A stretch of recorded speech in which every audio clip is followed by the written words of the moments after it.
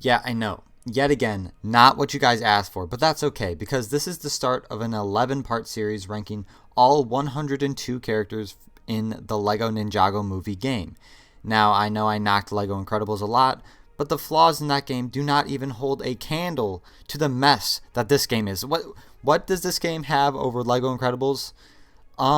Faster loading screens, and the fact that they include characters from the Ninjago show as well as the movie. So the roster has a lot more characters that are deserved, unlike Lego Incredibles and the old lady and Hot Dog Man. But that's literally it. The level design, the open world, the overall quality of Lego Incredibles is miles ahead of this game. Get used to seeing glitches in the background footage because it happens a lot. Speaking of glitches, I couldn't even get 100% in the game. I'm missing one extra, the invincibility extra, because the game just wouldn't give it to me at the end of the last level where I should have gotten it. So I'm stuck at 99.7%. Outrageous. Anyway, like I said, there are 102 characters. This first part will be short with only 2 characters so that all other parts can have 10. This game is yet another example of lost potential, and I'll have plenty of time to express that during this series. The LEGO Ninjago game just makes me think of how good a Ninjago game in the standard LEGO game formula would be, but this game didn't follow that, you know? Oh well, let's just jump right into the every character ranked of the LEGO Ninjago movie game.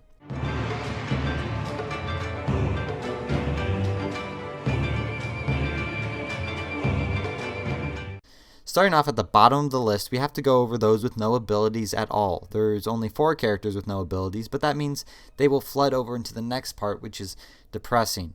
I guess that's not the only thing that depresses me about this game. I honestly can't remember where or how you unlock this guy, but it's definitely one of those characters that they added in because they needed one last character to add in for the map you unlocked him in, which is the unclimbable mountain.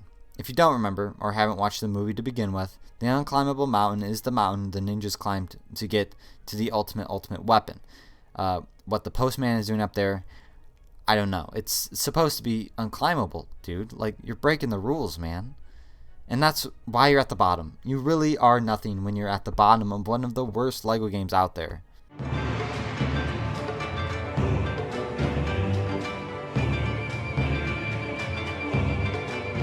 So the sushi chef is the second character out of the 4 with no abilities, and let me tell you, okay, I'm not gonna bash this guy as much as I did with the postman. He's in part 1 of 11. That's how you know he's probably not a great character to play as. Maybe if there was a sushi related ability, this guy would definitely have it and would be useful for it, but unfortunately such an ability does not exist in this game. There's really not much else to say about this guy at all. You unlock him in the Ninjago City North. He's the guy to make Lloyd, Koko, and Garmadon sushi at the end of the LEGO Ninjago movie, and he was one of the minifigures in the LEGO Ninjago movie collectible minifigure series. Damn, I really blew through all the things there is to say about him. You know how these segments with useless characters are. Trust me, we're going to see tons of more interesting characters with actual abilities that you actually are interested in looking at, you know, but next time, I guess.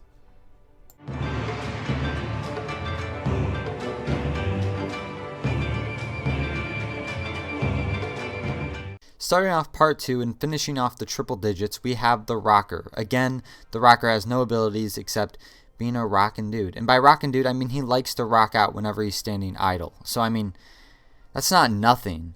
Like the sushi chef and the postman, they just stand there. But, I don't know. Trust me, I bet if sonar was an ability in this game, the Rocker would definitely be the only dude to have it. And just like that, I've already run out of things to say regarding this guy in this game. Really, these useless characters are exhausting to get through and frustrating in a way. Like, they can't do anything, so why even bother adding them to the game? Also, Rocker was another minifigure included in the collectible minifigure series for the LEGO Ninjago movie.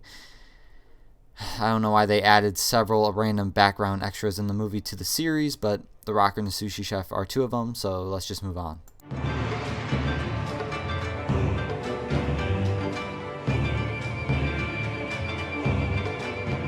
Here's the last character with literally no abilities. There are characters with 1 or more useless abilities, but at least they're abilities, you know? Anyway, this is Dareth. What makes him the best of the useless characters? I don't know, honestly. He's a self-proclaimed martial arts master and calls himself the Brown Ninja. If he's the Brown Ninja, what would his element be? You know, I'm not even going to say it. You all already know. But anyway, I really wish they at least gave Dareth something to work with in this game. Obviously, I'm not going to say which abilities I would have wanted him to have, since I want to go over abilities as we discover them with new characters on the list. But just know that I wish Dareth wasn't completely useless.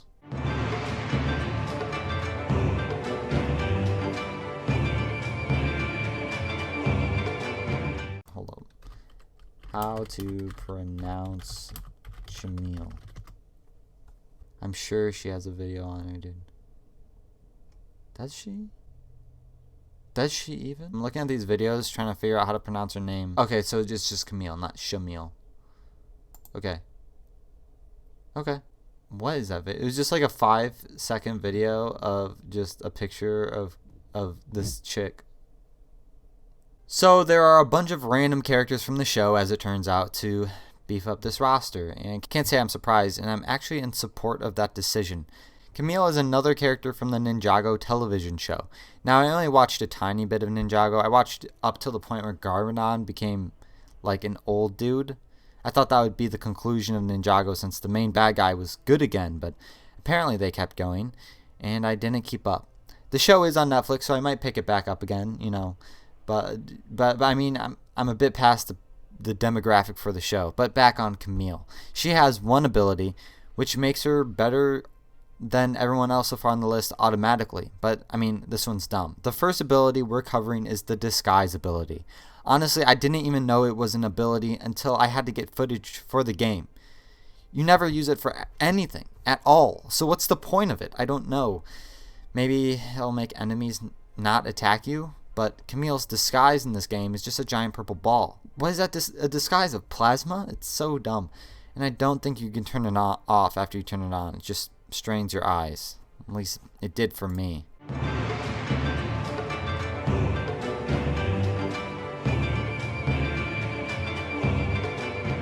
So there are these guys called the Time Twins, and KRUX here is one of them. However, the difference in usefulness is absurd, because KRUX's brother is in the top 20% of the list, and this guy is stuck with just disguise. Yep, just like Camille, KRUX only has disguise, and that's it. So what does he disguise himself as? Some stupid old dude. This actually pisses me off, because his brother is so much better, and this guy's just an old man. According to the Ninjago wiki, which I'll be referring to a ton for these characters from the show, the Time Twins are time elementals, which is dumb. Time isn't an element. I hate to break it to you.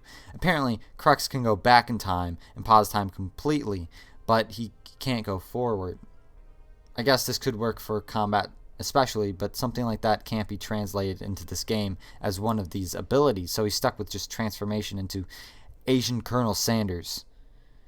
Wait, his regular name is Dr. Saunders? Bro.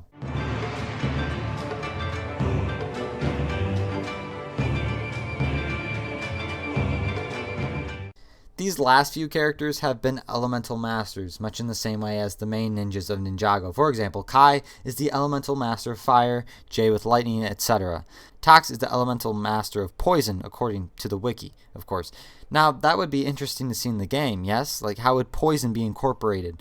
Well, it's used for force fields. Force field is the second ability so far that we covered in this game, and it's also pretty useless. Basically, it's used to block enemy attacks. Supposedly. That's really it. In this game, there are these dojos in each area, and the goal is to get as many points as possible in order to win the awards, which are characters. Some abilities are meant to help you during combat specifically, since combat in this game is much more nuanced than in most LEGO games. Like, there are different moves that you can do depending on the order of buttons that you push. And you can unlock more moves and upgrade them as you progress in the game. It's actually pretty cool, and one of the only good things about this game. It's just that after you complete the story, the only place you can use these fighting techniques is in these dojos. A big part of getting the most points in these dojos are combos. Combos will multiply your studs and get you a better score. These force fields, such as the ones Tox can summon, may protect you, but it prevents you from getting combos since you can't attack. So it's pretty useless in my opinion. Plus, Tox's force field Looks just like a giant fart bubble. It's disgusting. Holy Krabby Patties! Mermaid Man and Barnacle Boy's arch nemesis, the Dirty Bubble! You cannot save them, sponge of mystery! They are trapped by my awesome surface tension!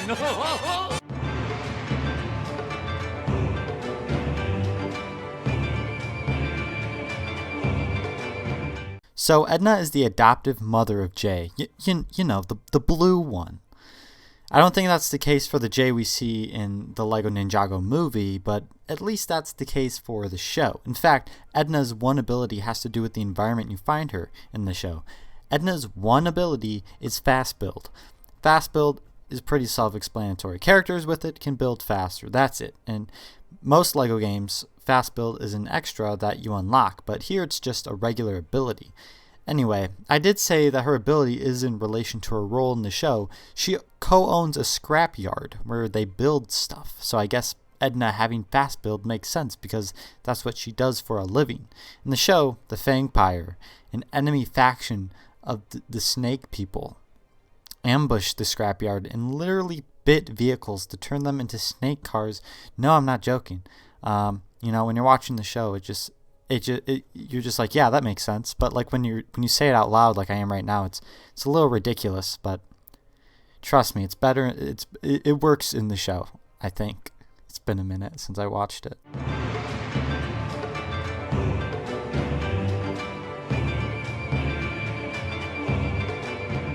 So naturally, with Jay's mom comes Jay's dad. This is the guy who officially owns the scrapyard, I guess. This also means that Ed has fast build just like Edna. Also, what are the chances that a guy named Ed and a woman named Edna would marry? Like, do you think they're only together because their names are so similar? Or do you think it's just lazy writing? Anyway, let's save those questions for another time. Back to the whole serpentine vehicle thing I touched on in the last segment. Lloyd Garmadon, the one who would end up being the Green Ninja, was actually there when the Fangpire did the biting. In the show, Lloyd's origin was pretty dumb. He was first an evil little boy who tried to be like his dad, you know, Lord Garmadon. But then he turned to the light side of the Spinjitzu or something and started to train to be the Green Ninja. Then, under some weird circumstance, with a dragon in a comic book shop, I don't know, the details are a bit fuzzy, but he grew up in an instant. He just gained 10 years to his name and became an adult. Obviously, I'm paraphrasing, and some details are a little left out, but you know, that's the gist.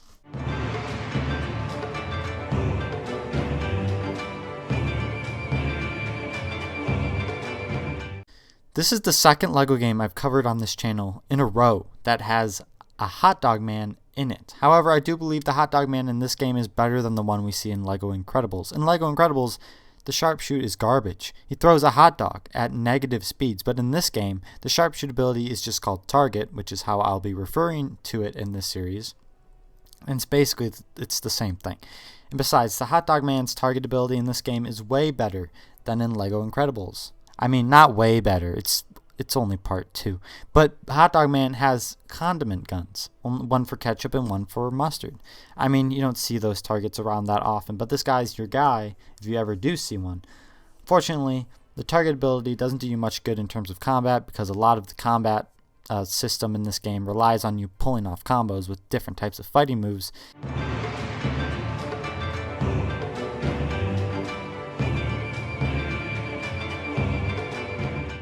Shade is another one of those people who participated in the Tournament of Elements in the Ninjago TV show, just like Tox and Camille did. Shade's designated element is Shadow.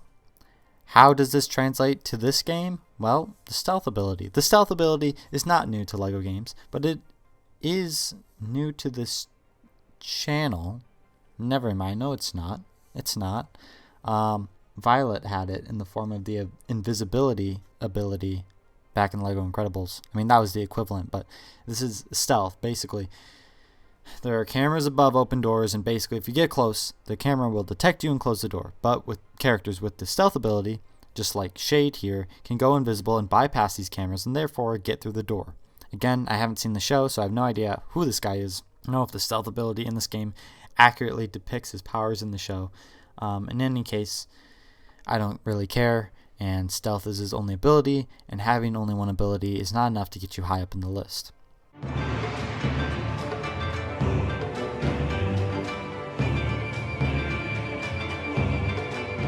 Ash is yet another competitor in the Tournament of Elements in the Ninjago TV show, and since every competitor has their own special element, Ash's designated element is smoke. I feel bad for this guy.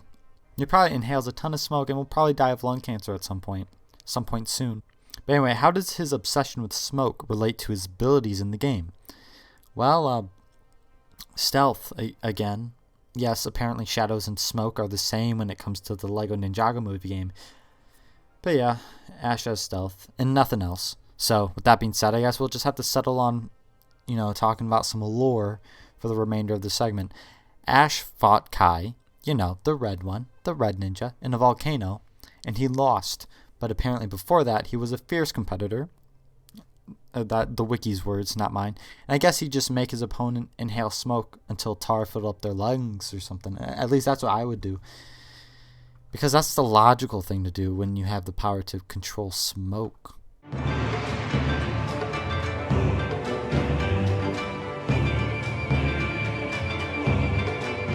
Okay, so Ninjago has its own version of the Invisible Man.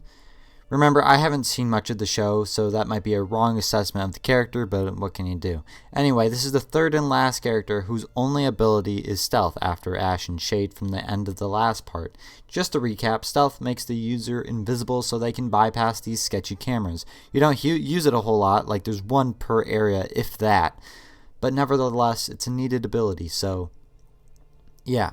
So why did I put Pale Man above Ash and Shade? Because Pale Man is the coolest of the three. It's just an invisible guy. Also, according to Ninjago Wiki, he's the elemental master of light. Another competitor in the Tournament of Elements? Jeez, how many of them are there? Also, why is he invisible? Because light is technically invisible? I don't even know the rules. I don't know why I'm acting like I do.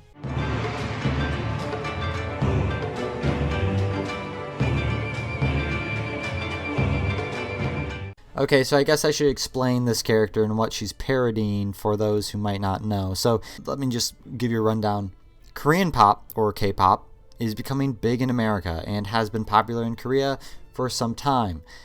N-pop is a parody of K-pop, where the N stands for Ninjago instead of Korea, or Korean. As for her appearance, well, I guess it's a parody of K-pop stans, which are fans of K-pop, but I think this is a little over the top. Like, what are you trying to say about K-pop, LEGO? Or TT Games, or Warner Bros, or whoever is responsible for her creation. Anyway, she has one ability, and it's actually pretty important. If you know Ninjago, you would know that each of the ninjas have a signature weapon that they use alongside their signature element. In this game, each of the signature weapons are also their own abilities, as well as weapons that you fight with. And it's pretty common for other characters to share these weapons and their abilities. For example, N-Pop Girl has a hammer, which is a weapon of one of the main ninjas. Because of this, N-Pop Girl has the hammer ability. Basically, there's a giant button, and only those with the hammer can clobber it down to make something happen. The hammer ability is honestly the least used weapon ability of the 6, but it's pretty useful either way.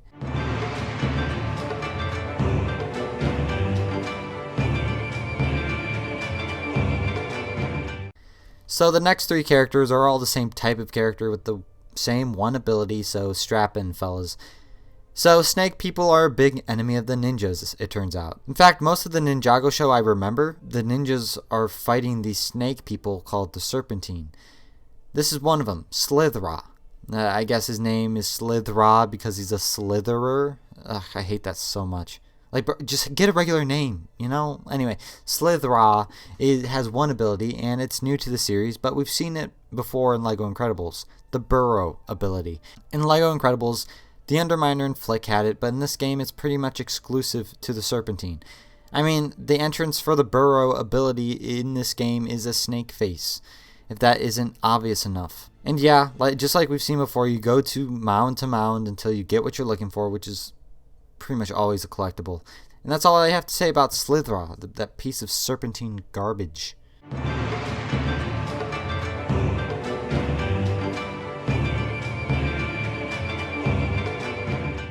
Like I said, this and the next guy are the exact same as Slitherra in terms of abilities. This guy, Feng Shui, has Burrow, and that's it. I mean, he has an axe too, but it's unfortunate that the axe doesn't have a corresponding ability like the hammer does, so sucks for him.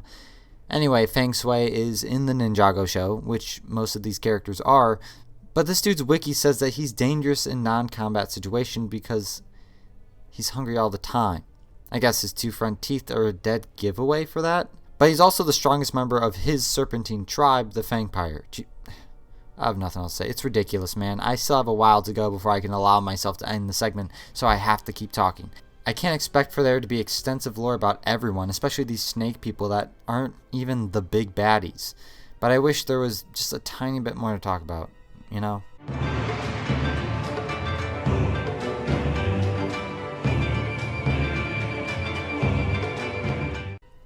So this is the third and last of the snake people that have only the burrow ability. There are several, and I mean several, more serpentine characters in this game, but they all have at least one other ability, so they have that extra edge. Lazaru is the best of the 3 burrow-only serpentine characters because while Feng Shui has an axe, Lazaru has a double-bladed axe, which is certainly epic in its own right. But out of Lazaru, Feng Shui, and Slitherra, Lazaru is the lowest ranking in terms of their own respective tribes, weirdly enough. Slitherra was a general, and Feng Shui was just called the strongest warrior of his tribe, but Lazaru is just a warrior. Also, I should probably say, there are like 5 different serpentine tribes. I should have explained this in the past segment. Slitherra is Hypnobrai, Feng Shui is Fangpire, and Lazaru is Venomari. But I mean, these tribes barely even differentiate from each other. They all have different color schemes, but to be honest, they're all the same.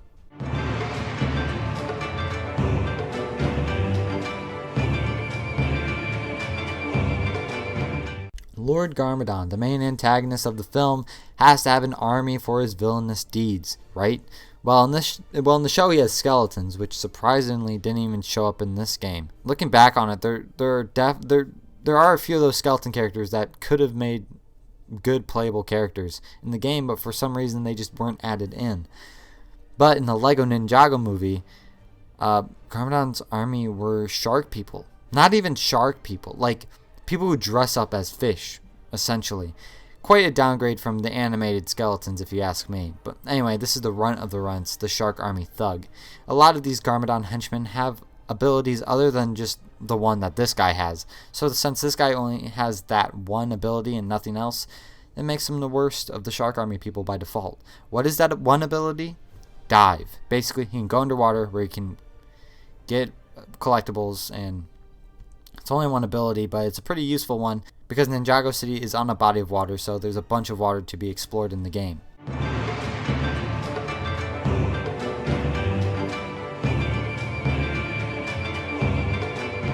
So this is the first character with more than one ability, but don't get excited. There are still characters with only one ability after this guy. It's just that the characters with one ability that are ranked above this guy, their one ability is more useful than this guy's 2 abilities. This guy is Bolobo, and guess what? He's another competitor in the Tournament of Elements in the show. He is the elemental master of nature. Is nature even an element? Nature is more like an environment with a collection of elements in it. I don't know. I think the definition of element is being a little bit muddled here. Anyway, like I said, Bolobo has 2 abilities. The first one is Staff. Bolobo wields a vine staff or something, and that corresponds to an ability. Basically, with the staff, you can shove it into these holes and rotate it to open a door, reveal a collectible, or whatever. It's the other ability that's holding him back, which is Force Field. Yeah, he can create a force field of leaves to block incoming attacks. Like I said about force fields, though, yeah, they block attacks, but they won't be able to get combos, which is what combat is reliant on. So yeah, Force Field sucks and Bolobo sucks, and I feel bad that his parents named him that. Bolobo?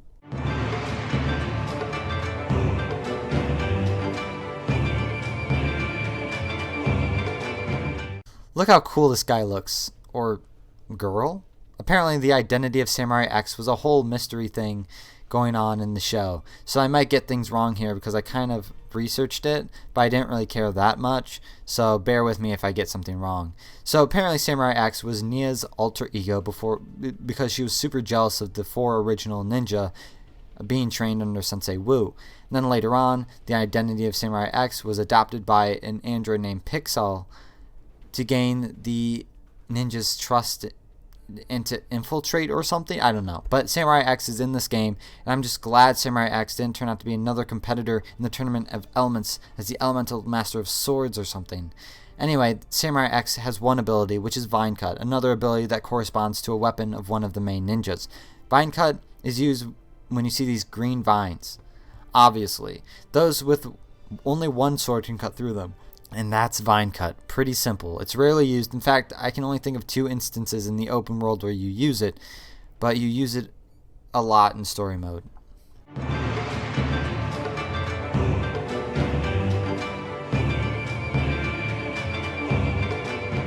So this guy isn't as cool as Samurai X, and he's actually the runt of the Stone Army, another army of fiends from the show. In case you don't know, there's usually a different type of army every season of the show because LEGO needs to sell their LEGO products, and they can't do that with a consistent set of antagonists, so they keep switching them out. This was the army for one of the seasons, and I gotta say, this guy still looks kinda cool for being a runt.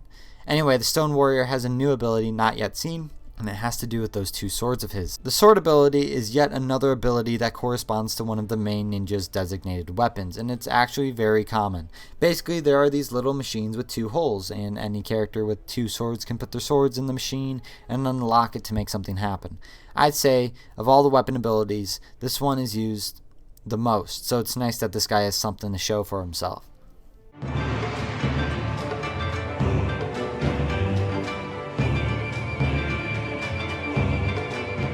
Ending off this part, we're going to cover one of the most obscure characters in this game, Mr. Liu. If you haven't seen the movie or just don't recognize him, that's Jackie Chan's live action character at the beginning of the movie. You unlock Mr. Liu after you beat the bonus level at the end of story mode, where you play as Garmadon's mech and Lloyd's Mecha Dragon to destroy Ninjago City. Mr. Liu also has one ability, and it's the vanilla version of the thing that makes Ninjago stand out, Spinjitzu. Most characters with Spinjitzu in this game have a special kind of Spinjitzu. You know, different kinds of elements call for Spinjitzus that do different things. Mr. Liu has basic Spinjitzu, the type that doesn't correspond to any element. Honestly, you can't do much with basic Spinjitzu. All you can do with it is hit these panels to turn them around, which usually make a door open or something. I get why Mr. Liu has basic Spinjitzu, though, as an ability, because of the other character Jackie Chan plays in this film, but, you know, we'll get to him.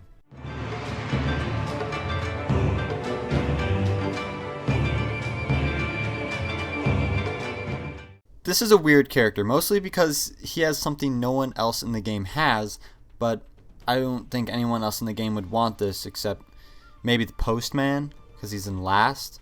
NEURO is another competitor in the Tournament of Elements, and he's the Elemental Master of Mind? The mind is an abstract concept directly contradicting the whole thing about elements. Like, the writers of Ninjago should have visited the Elemental Battlegrounds place on Roblox to get an idea of what counts and what doesn't count as an element. Trust me, those Roblox guys know what they're talking about. Anyway, I did say he has something special only for himself, and that is Concussion Spinjitzu. Yep, he gets his own special kind of Spinjitzu, but this Spinjitzu, other than turning around those panels like Mr. Liu does with the basic Spinjitzu, he can also aim it at enemies and stun them. Ultimately, I mean, okay, kinda cool, I will admit, but it falls in the same category as the force fields. You need combos to get higher multipliers and a better score in the dojos, so this Concussion Spinjitzu will just prevent you from getting those combos. It's a true shame.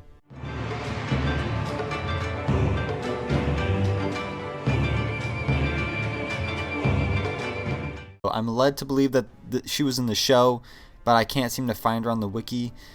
Looking at the Elemental Masters page on the wiki, scrolling down the lightning. Jay's mother, Edna? Oh, there she is. Okay, so this is Jay's actual mother, not his adoptive one. Okay, that makes sense. No surprise when I say that she has Lightning Spinjitzu. Lightning is one of those elements that actually exists, and one of the main ninjas have it, so you know it's a useful ability. Basically, throughout the story and open world, there are these generators that you aim your lightning spinjitzu at, and doing so will power said generators and make something happen, which is usually opening a door because those can be powered by electricity. Anyway, the master of lightning here has lightning spinjitzu and nothing else.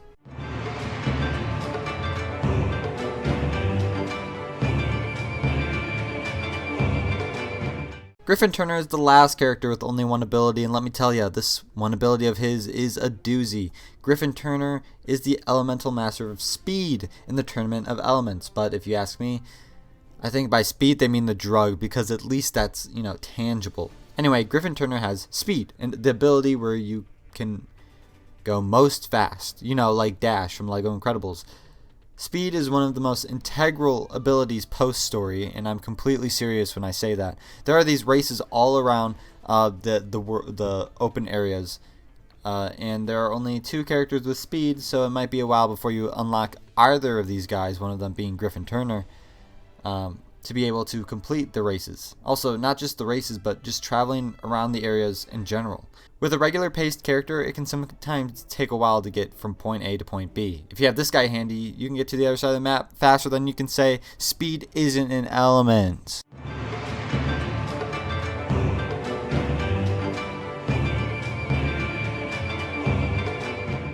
So as it turns out, the ninjas have gone up against ghosts at one point, because of course they did.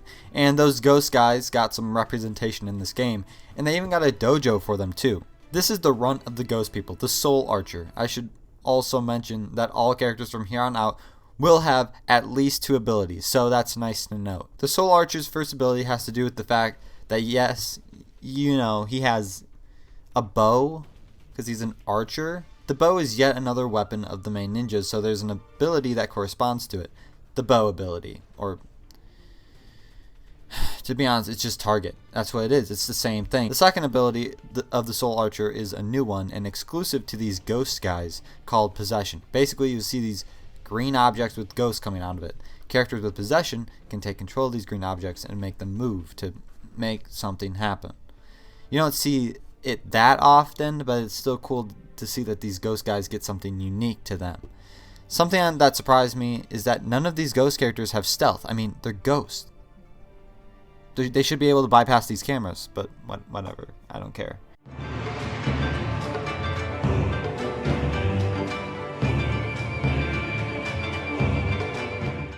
So you know how I just mentioned that the ninjas of Ninjago fought ghost ninjas? Well, get ready for this. They also fought sky pirates. Dude, I know. Okay? But LEGO gotta sell those toys, you know? Anyway, this is the first sky pirate on the list, Flintlock. He is the second in command for the sky pirates. This guy has 2 abilities, as most will, for a while. His first ability is Target. As it turns out, Flintlock has a flintlock, and he will lock some flint in his flintlock to lock flint? I don't know. That sentence kind of fell apart, but you know what I mean. He shoots stuff. Whoop-de-doo. His second ability is new to the series, but something you basically see in every LEGO game, the bomb ability. In other games, it can be called explosive, but it's the ability to blow up silver LEGO objects. Flint pulls out that cartoony dynamite piece and throws it to blow stuff up. You don't see silver LEGO objects that often, but you still need it. The thing about the abilities in this game is that there's so many that you may only use some like once or twice. Of course, there are exceptions, but you see it a lot, especially with abilities none of the main ninjas have, such as Bomb, Possession, Burrow, and more we have not seen yet.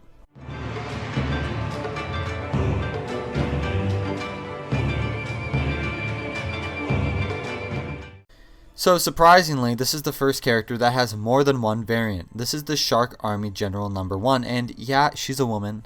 What about it? I really am a fan of her design, especially the hair in the transparent blue cape and the collar thing going on. Anyway, since the Shark Army General number 1 has 2 variants and 2 abilities, it's as if they're asking me to cover 1 ability per segment. The first one is Target. Shark Army General number 1 wields dual stud shooters and uses them to shoot down those bullseyes. Just the presence of stud shooters in this game sickens me. Stud shooters have been shoehorned in LEGO sets for years now, and it's insulting. I don't know, maybe I'm being elitist about it all, but they should just give all the minifigures in the sets regular gun accessories. Imagine all the lost studs as a result of stud shooters. Way to messy up the house, LEGO.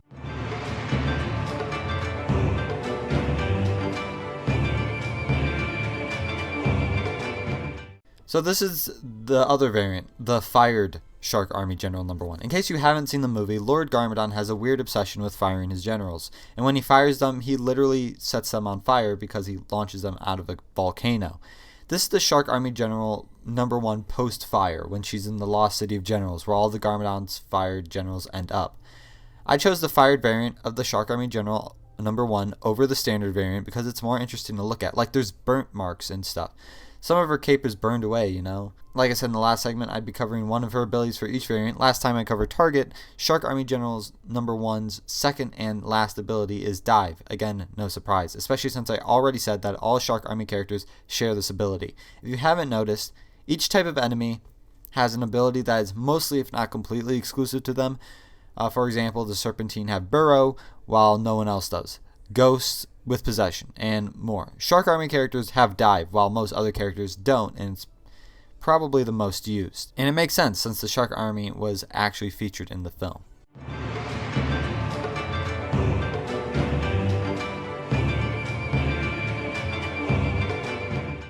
So here's one of the subordinates of the Shark Army seen in the LEGO Ninjago movie. What's strange here is that I ranked him above one of the main generals of Lord Garmadon himself. What's also strange, Fishbowl has the same abilities as Shark Army General number 1 and her other variant, which is Target and Dive.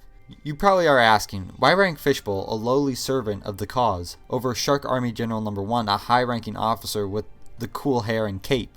I like the Fishbowl head better. Yes, that's literally it. Say what you will about my reasoning, but the fishbowl hat is way more interesting than her special hairpiece and her cape. But unfortunately, there isn't much else to say about the fishbowl man here. I mean, there isn't any lore on him because he's one of the few characters in the roster that doesn't even appear in the show. In fact, when you Google Fishbowl Ninjago, you just get screen captures of the game with this guy.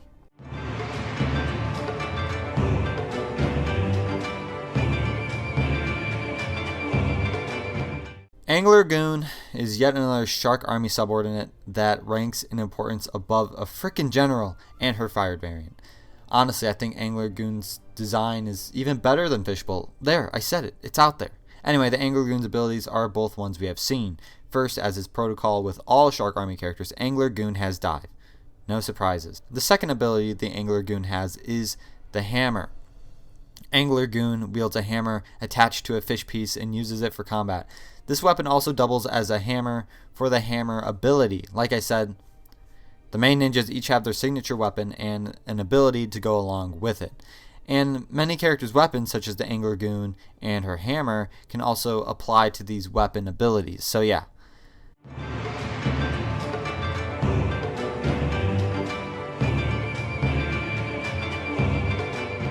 So the Shark Army General number 1 isn't the only Shark Army General that's featured in the roster for this game. I mean, there's a whole city of generals according to this movie. So this is the one other Shark Army General that's playable in the game. Strangely enough, this one is just called General number 1 and they dropped the Shark Army in the front to differentiate from the one that we covered a few segments ago. But I mean, they both can't be General number 1. The whole thing about them is that they're numbered because Garmadon keeps firing them. Shouldn't this guy be Shark Army General number 2 or something? I'm sure there's a reason for either both number 1. Someone will say it in the comments. Maybe they meant number 1 as in number 1 general at the time they were in Garmadon's army.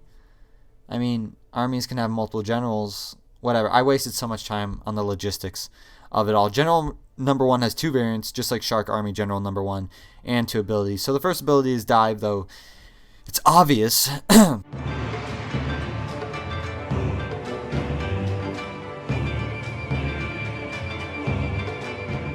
So if you saw this movie, you know that Garmadon fired more than one General number 1s. In fact, he fired more than several. So if there's one general with a fired variant, the other one will definitely have a fired variant, which is what we see here. Like I said, General number 1 has 2 abilities, and I covered Dive in the last segment briefly. The other ability this guy has is the Swords ability. We've seen this only once before with the Stone Warrior. Well, I guess twice, since the standard General number 1 variant also has it. But I didn't mention it, but yeah, he can stick his swords in these holes to make makeshift levers that he can pull. As I've said, the Swords ability is one of the most used of the weapon abilities, so that's why he's ranked higher than the other Shark Army General that we already saw. That cape of hers is cool, but not cool enough.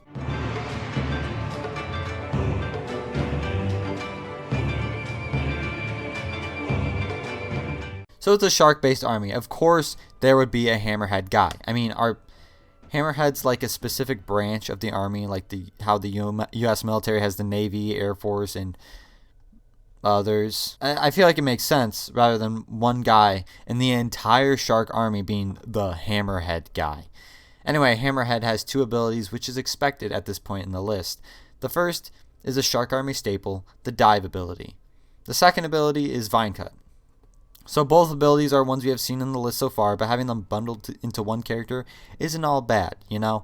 There seems to be no lore on this guy whatsoever, other than he was a part of Nia and Koko's reintegration program after Garmadon turned good at the end of the movie.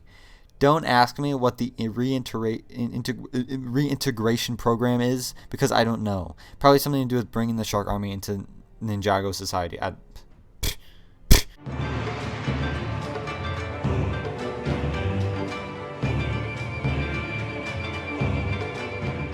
So I guess the writers of the Lego Ninjago movie were like, yeah, let's give Lloyd a mom. And also give her the name of a delicious wintertime drink, but spell it slightly differently. In doing so, we would work it in the script that she and Garmadon somehow fell in love and created Lloyd, the main character of the film. Meaning, you must now think about how that happened. Ew, right? That's how the conference room meeting went. Anyway, Koko has 3 variants, but only 2 abilities. That's troubling, because that means I have to stretch out this segment so that I can cover her abilities in the next 2 segments, which is what I'm doing. Anyway, this is Koko's standard variant, the one that you see her the most in. And it's not like I dislike this variant, it's that I've looked at it the most, so I'm used to it. The other 2 variants are more interesting to play as, but that's just my opinion. She still plays the exact same as the other 2 variants that we're about to see.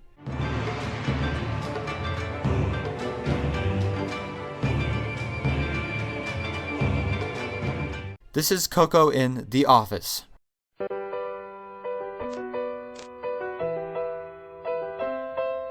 Her office variant. This variant is so much cooler than her standard variant, specifically the hairpiece we see here. First of 2 abilities that the Kokos have is the vine cut ability. Yeah, she can cut vines with her one sword, and that's pretty cool, I guess. Also, I have a confession. I keep saying that the character I'm talking about has 2 abilities. I've been saying that for a while now. But we don't get to characters with 3 or more abilities until number 15, Burger King foot. Number 15. Yeah, no, I'm not even kidding. Over 70% of the characters on this list have 2 abilities. I'm not sure how I feel about that, but ain't that something?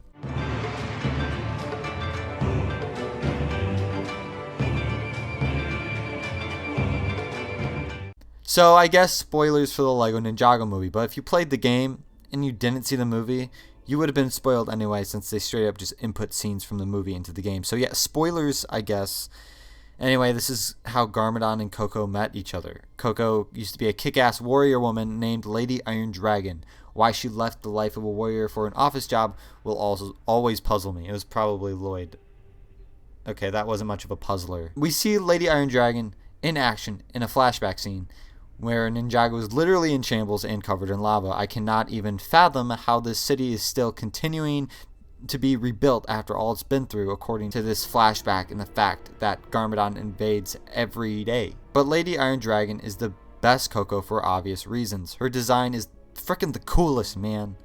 Oh yeah, and her second ability is target because of the crossbow she carries around all the time. With Lady Iron Dragon, the crossbow works. But seeing Koko with a crossbow is alarming.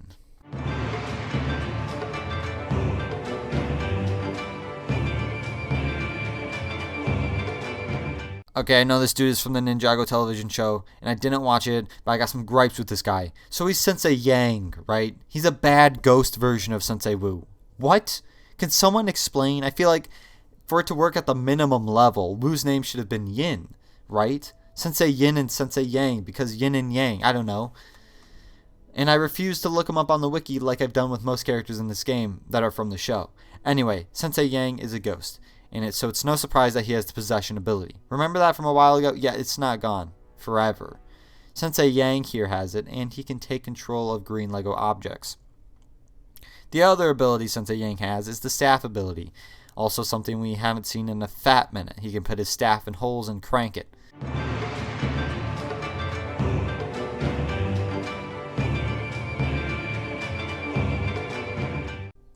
Okay, I don't have any inherent problems with this guy like I do with Sensei Yang, so I can allow myself to look him up on the wiki. Or her.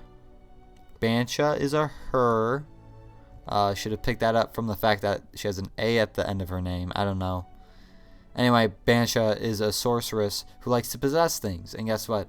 That pretty much lines up with one of her abilities in this game. Possession. Wow, a ghost can possess. That's quite a surprise to myself.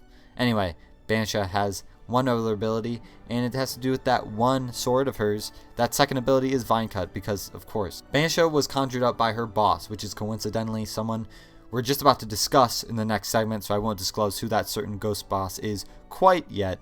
What's kind of depressing is that she ended up dying, or whatever the equivalent is for a ghost. She ceased to be. And the wiki explains it perfectly. I don't know what half of the words in the explanation mean, like the preeminent, the arrow blade, and the cursed realm.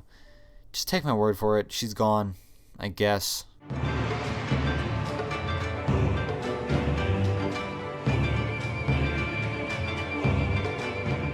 Okay, so Bansha's boss is this guy named MORRO. Like I said in the last segment, MORRO conjured her up as part of his ghost gang or something. Again, I haven't watched the show, so my interpretation of the wiki may or may not be inaccurate. MORRO is yet another ghost man, meaning that he has possession as his main ability. Green objects are no match for him, especially the crab. The crab! His other ability pertains to his weapon, which is a single sword.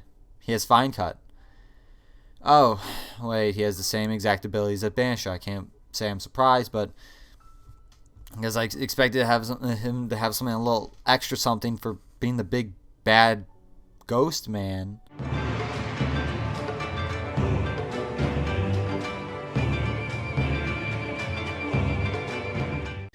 Oh, so you thought we were done with the Shark Army characters? Aha, nice try, but no. We still got quite a few more left to cover. Pufferfish Thug, Pure being one of them. Let me first start off by saying I love this dude's hat. Honestly, that's probably the biggest reason why he's ranked over every other Shark Army character we've seen so far. I mean, of course he has Dive, as it should be expected for every Shark Army character, but his other ability may surprise you. He has that giant, weird, orange lollipop looking thing, and that allows him to have the hammer ability. I know I went on the record by saying the hammer ability is probably the least used of the weapon abilities, but it sure is a heavy hitter in combat. Honestly, I don't think it makes any difference in terms of damage, but it feels like it's hitting harder, and because of that, it's more satisfying. I definitely feel it more with the Pufferfish Thug than most hammer characters, so there's that.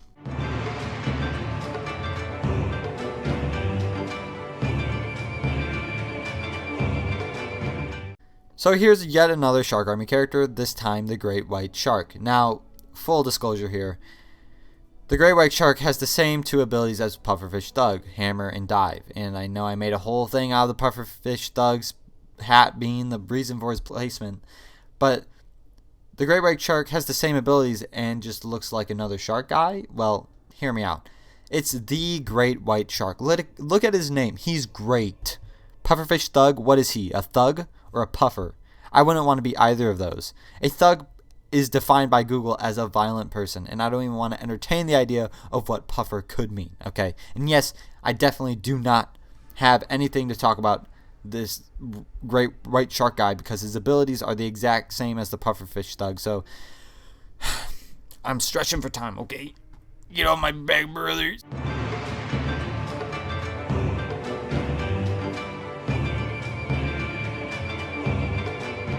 Starting off this part, we have a person who really isn't doing herself any favors with their name. CRUSTY? That's the name of the first car I've ever driven. You know, the one that always spawns another problem as soon as you fix it. It's a 2003 Grand Prix. So yeah, CRUSTY isn't very flattering of a name, but I'll give credit where credit's due. This person's hat is pretty cool. A crab hat. Her name is CRUSTY. Krusty Krab. Anyway, onto this guy's abilities in the game. First off, she's a Shark Army person, so Dive is a given. The next ability is actually new to the series, and it's a weapon ability, Flail Rods. If you don't know what those are, they're just nunchucks, but one end is just a long stick, and the other end is something sharp. In this case, a crab. In this game, those with flail rods can spin these wheel things to make things happen. It's pretty useful.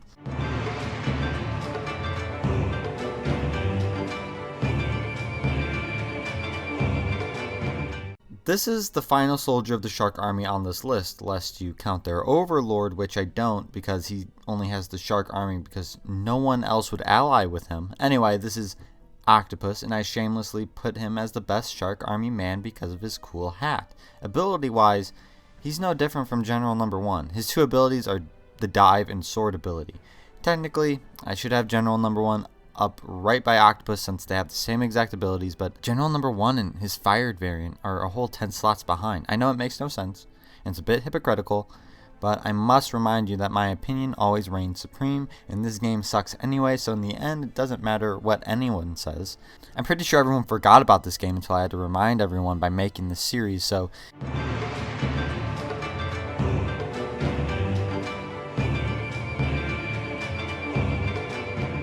Oh, you thought we were done with Elemental Masters? Well, here's yet another one, but this time it's an Elemental Master of something not completely dumb like the Elemental Master of Speed.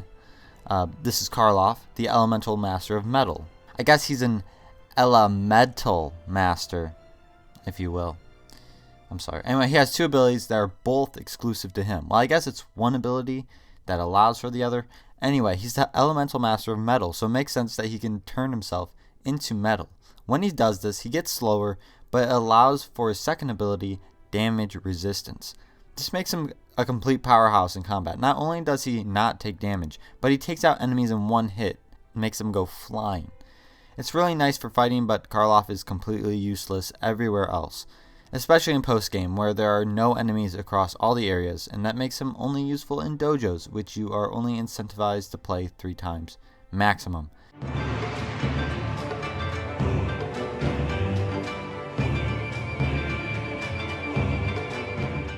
So now we're getting into the Serpentine race in Ninjago again. We've gone over it a little bit a while ago, but here we are again talking about the leaders of each of these Serpentine tribes. Unfortunately, though they're apparently so different in terms of character, they're exactly the same in this game, and it's all because of that staff. Each leader of the Serpentine tribe has their own staff, and the staff ability does exist in this game, but we'll get to that. Firstly, since we're returning to the Serpentine characters, you may remember the Burrow ability. Well, SKALIDOR here, along with every Serpentine character, has Burrow as well. And like I said, that Serpentine staff gives them the staff ability, so he can stick his staff in holes and rotate it to make things happen. SKALIDOR is the worst of the Serpentine leaders because, just wow, Serpentines aren't that great to look at to begin with, you know, because they're lizard people, but SKALIDOR specifically, man. I'd swipe left.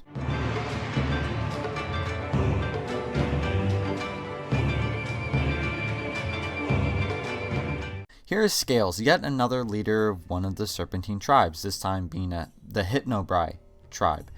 Here's a little funny tidbit of lore. You guys remember Slithra, the Serpentine that was the general of this tribe and is a playable character in this game with only the Burrow ability?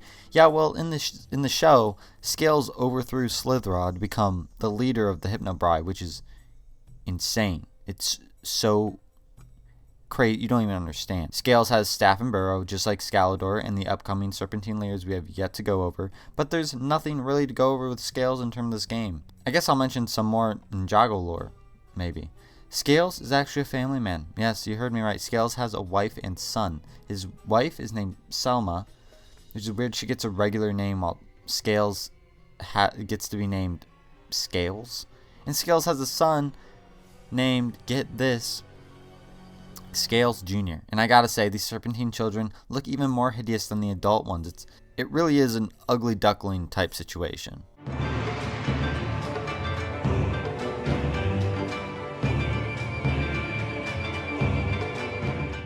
So yet another Snake Man, which translates to the staff and burrow ability in this game. Acidicus was the leader of the Venomari tribe, and I gotta say, I like the white spikes on his face, I guess. Acidicus has a long history with elemental masters, and I'm not talking about just the main ninjas. Apparently there was an elemental alliance between many elemental masters, because of course there was, and Acidicus along with the Venomari had a few run-ins with them. But that was seen in a flashback. In the show itself, Acidicus was involved in a big fight between all the generals of each tribe to claim the title of Snake King, which he lost thanks to a sacred flute. Of course, I'm just taking all this information from the wiki, so this is it kind of sounds extremely stupid to me. Maybe it was executed better on the show, I don't know, but that's the gist of Acidicus.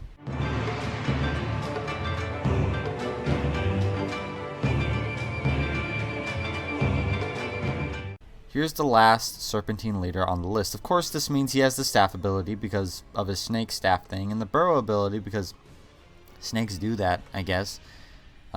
Even though FANGTOM here is the same as SKALIDOR, SKALES, and Acidicus in terms of gameplay, I put him above the others because I like the fact that he has 2 heads. In the show, FANGTOM's 2 heads would finish each other's sentences. How cute. Instead of more boring lore about the show, I actually have something to say for once, and it's actually relating to this game. In the game, there's a whole area called the Uncrossable Jungle, which you may remember from the movie. The Serpentine actually served as a type of enemy you would fight in this area in the game. In fact, you would unlock pretty much all the snake characters in this area, including FANGTOM and other Serpentine leaders. I guess it makes sense because snakes are in the jungle, and the Serpentine needed somewhere in this game to be shoehorned in, since they're such a big part of the show, and I guess the Uncrossable Jungle served as good a place as any.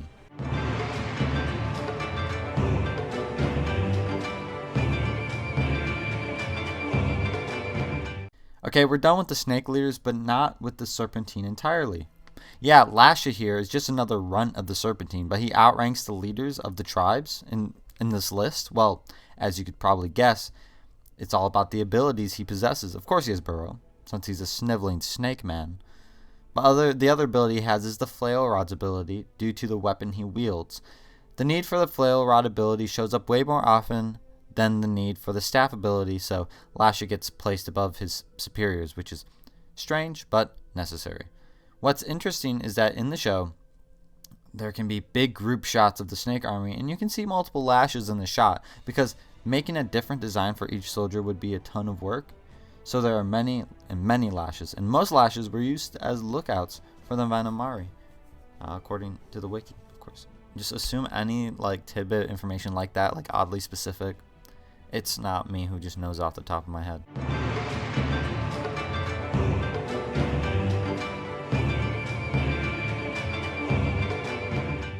Again, here we are with another runt of the snake army that outranked their superiors. This one is named SNAPPA, from the Fangpire tribe. SNAPPA was in the same boat as Lasha, where there were just a bunch of SNAPPA to save production costs for the show. In a way, SNAPPA and Lasha are like the GOON brothers from LEGO Batman. There's just a whole bunch of them for no good reason.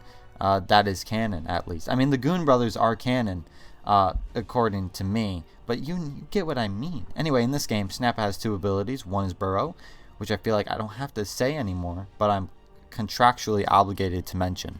Also, he has a spear, which gives him the spear ability, which is used way more than flail rods, which Lasha has. This is the part where I go into some lore to fill time, but there legitimately isn't much to say, since SNAPPA is everywhere, but does nothing important.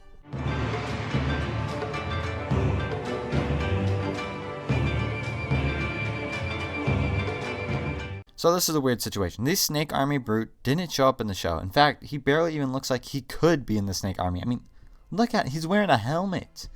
But he's the second best snake army character in the game? Well, you fight these guys the most in the Uncrossable Jungle segment of the story for this game, which is weird because they aren't even real characters from the show. Well, he has 2 abilities, one of which is burrow, of course. The second ability is the swords ability because of his swords. Wow, who knew? Anyway, I can't help but feel that this guy is a poser because he barely even look at him. Does he look like a snake army man? He doesn't look like he belongs to any tribe, but alas, you fight more of these guys in the story in this game than any of the other Serpentine. Sure, you fight the real Serpentine in the dojo for the area called the Slithering Catacombs, but that's it. After the snake army brute, there's only one Serpentine that outranks him, and we won't see him for a long time. So as much as I hate this situation with the snake army brute, you can't deny that he's better than most of the actual snake people.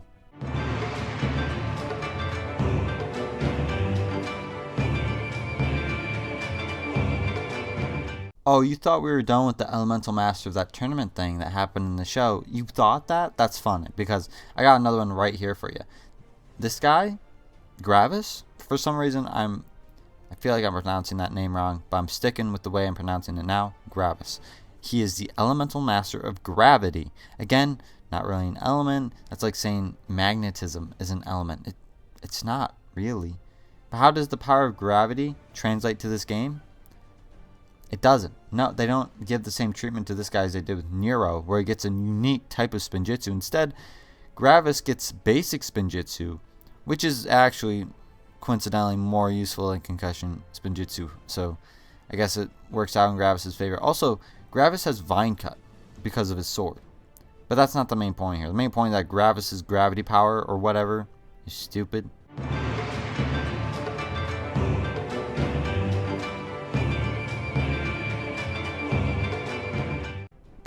Siren? I don't know how to pronounce her name either. That's 2 for 2 characters so far in this part whose names I'm not positive on the pronunciation. A quick Google search says it's pronounced Siren.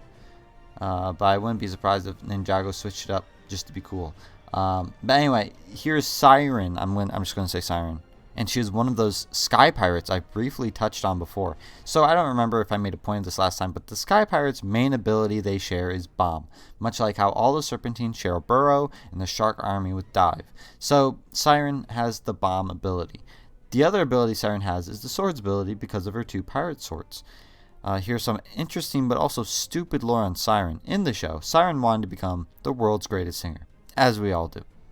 But the Sky Pirate Big Boss Man, who will remain nameless for now, since he's also in the game and I'm not positive on his pronunciation yet, granted her wish, but instead her singing trances people.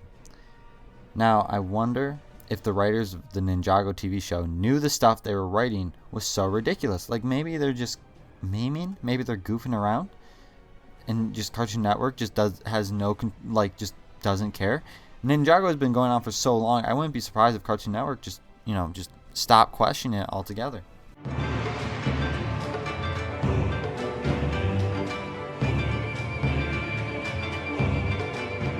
So I just came across this huge retcon in Ninjago lore, and Maya here helped me realize it. So basically, the Elemental Masters pass down their abilities to their offspring. Now that may make sense, and I guess it does, but when Ninjago started, the ninjas just trained to have these powers. Then later on in the show, Nia became the water-bending ninja, which is a huge retcon in and of itself. But then the whole parents with powers pass it down to their kids retcon happened, and that meant that Nia and Kai, who are siblings, their parents must be elemental masters, and they are. Maya, the subject of this segment, is Kai and Nia's mother, and the previous elemental master of water. First, let's get the boring thing out of the way, which is her staff ability. We all know the staff ability at this point, but the new ability Maya has is water Spinjitzu. All of the main ninjas have their own Spinjitzu that does a specific function in this game.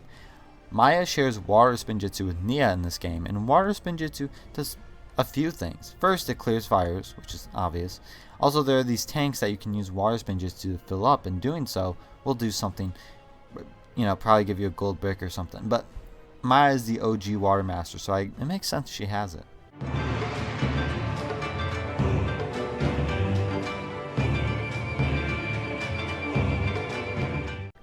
So bear in mind that I'm no master of Ninjago lore. I'm sure there are several of you that know way more than me. So far, it has been my understanding that Ninjago goes from one type of enemy to another because they need to sell toys.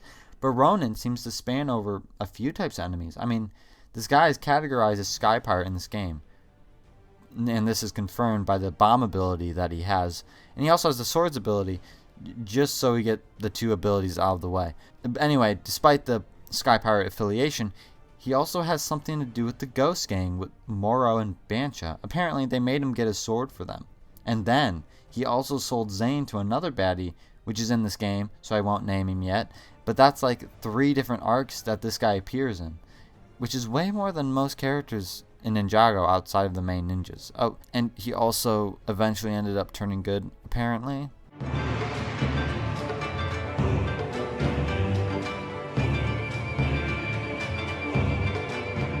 In case you were wondering, this half-baked game actually does have a bonus level, but only the one, and it's a reskin of the one from LEGO Incredibles. I didn't really talk about the bonus level from that game, during my LEGO Incredibles Every Character Ranked series, which you should check out if you haven't. But it was just an Omni droid rolling around Metroville and destroying it until you reached 1,000,000 studs. The bonus level in this game is essentially the same thing, just that you play different characters and you destroy Ninjago City instead.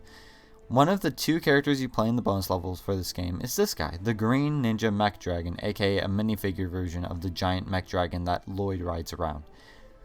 This mech has 2 abilities, and one of them is pretty cool. Let's get the boring one out of the way. Target, he can shoot missiles out of his gauntlet hands, and he can aim where they go. The second ability he has is Explode on Contact, which is exactly as it sounds. He automatically breaks everything he runs into, and it saves you time when breaking stuff, so that's pretty cool.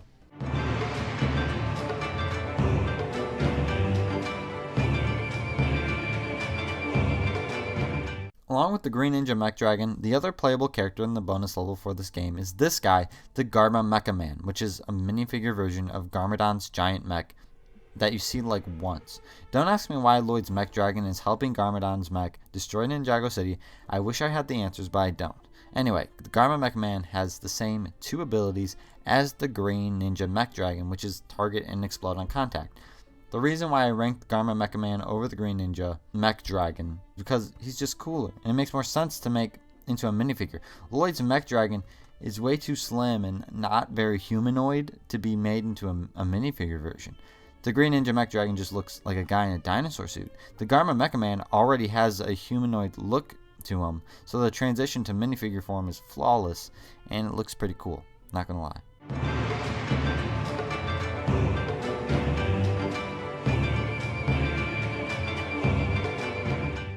Okay, so here's Editor Me from Beyond the Grave.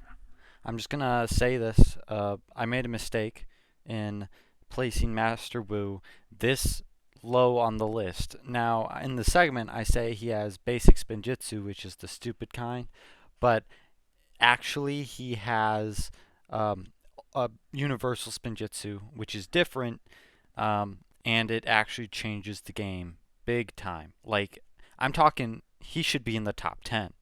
But it's too late in the making of the series to, make that big of a change. So I'm just going to keep him here and just know that he was robbed in his placement. I'm aware, okay? Sue me. So let's just move on with the segment. Here's Master Wu, the guy who trained the ninjas, played by Jackie Chan in the film. I don't get why they changed his name to Master Wu from Sensei Wu, which is what they've called Wu for the longest time. I know that Sensei and Master are essentially the same thing, but calling him Sensei just seems more authentic. Making the switch to Master Wu just irks me, especially since they've called him Sensei in the show ever since it was created. I guess I'll just call him Master Wu for this one segment, since that's what he's called in the game. But any other time I refer to him, I will refer to him as Sensei Wu. Anyway, enough babble. Master Wu has 2 abilities, both of which we have seen. The first is basic Spinjitzu, the kind that does nothing but turn switches, and also the kind that Mr. Liu has, since he is also played by Jackie Chan. The other ability Master Wu has is the staff ability. In fact, the staff ability probably wouldn't exist in this game if it weren't for Master Wu, so you can thank him for that.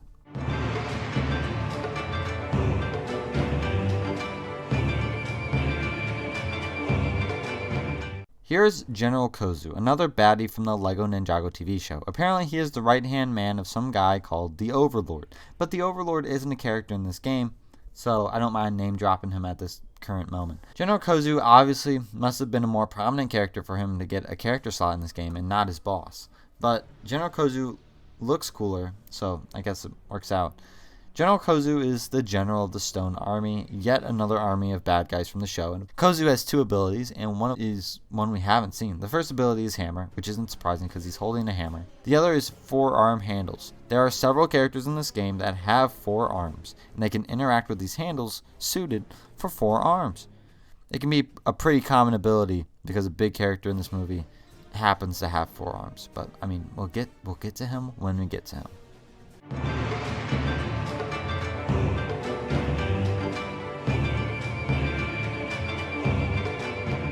So this is a character that originated in this movie, and she showed up in the collectible minifigure series for this movie too. She's called the IT Bat Nerd, and she works for the baddie of the LEGO Ninjago movie. Obviously, she's called Bat Nerd because of the Batman shirt she's wearing. But, like, does that mean that the Lego Batman movie takes place in the same universe as the Lego Ninjago movie? Well, it shouldn't, because Lego movie takes place in the imagination of someone's mind. And this one was in Jackie Chan's mind, while the others took place in that kid from the Lego movie's mind. I'm getting confused just thinking about it, so let's move on to the IT Bat Nerd's abilities. The first one is Bomb, and hey, don't ask me why she has bombs handy, okay? I don't have the answers, I'm just a messenger. The other ability is Hacking, which I believe is new to the series. It's rarely used, but only IT Bat Nerd and 2 other characters have it, so she can be pretty useful when it comes across it. It's pretty self-explanatory and not much different from other Lego games with this type of ability.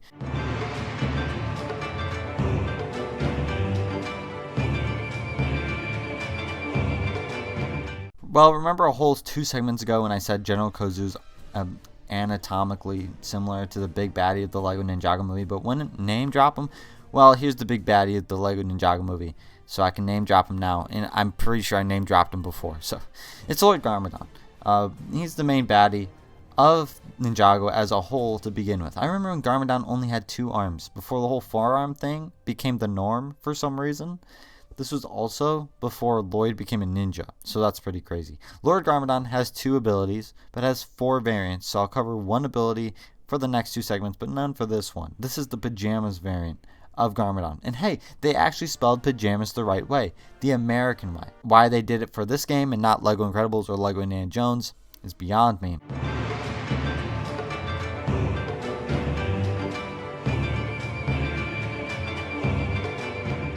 Continuing on with the Lord Garmadons, we're starting off this part with the jungle variant. Basically the one Wu faces off against in the jungle. And you know, I really dig his look here. I think it's the straw hat. Or I guess that's really the only thing that's different. So I guess that's cool. You know, I said I'd start covering his 2 abilities in this segment, but I'm going to push them to the next segment because I actually have something to talk about that pertains to this specific variant of Garmadon. Basically, the Jungle Garmadon is playable during the Dark Ravine segment of the game, except he's in a cage, you know, the one that the ninjas put him in. Now, when he's in his cage, he's not able to use any of his abilities or climb or do any agility-like things. But in the Dark Ravine, there are these pressure plates that only caged Jungle Garmadon can push down to open doors. That being said, a lot of the puzzles in this portion of the game involved getting Garmadon from point A to point B. As tedious as it may seem, it was one of the few parts of the game that actually felt, I don't know, inspired, I guess. Like they actually gave a shit. I don't know. Most of the game is the same stuff, just in different locations. You know, beat up bad guys, climb ladders, repeat. Maybe a boss fight here and there if we're lucky. But with this caged Jungle Garmadon gimmick, it seems like they were, you know, trying, which is neat. You can't really say that much. You can't say that for a lot of this game. That's what I'm trying to say.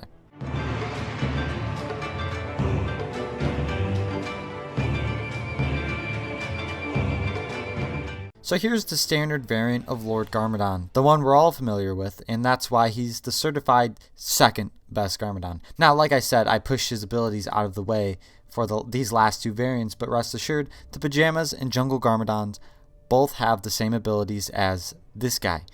But, you know, I'll cover one of his abilities in this segment, and it is exclusive to the Garmadons. This fabled ability I've hyped up so much is called the Lava Rocks ability. This ability has been in a select few LEGO games before this one, but this is actually the first time this ability has been seen in the history of my channel. So, that's pretty neat.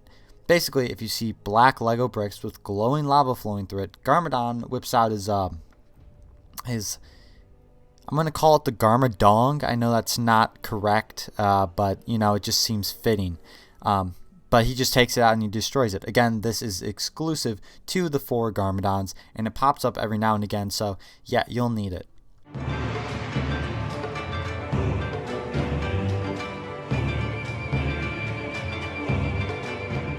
So here's the final Garmadon variant, and it's definitely the strangest of the bunch, which is why I ranked him at the top. I just love the suit and the toupee. I mean, is it a toupee? For all we know, that's his actual hair, since we've never seen him with his hat off in the movie.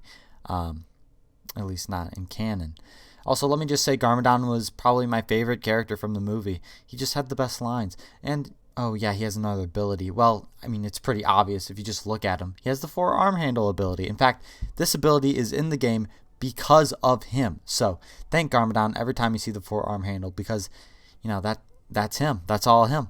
Okay, let me be transparent. I have not seen the movie in a fat minute, not even in preparation for this series, so I don't exactly know where in the timeline we see Garmadon in office attire. Like, Garmadon and KOKO met in a war-ridden Ninjago city in a battle. Did KOKO and Garmadon retire from war to work in an office?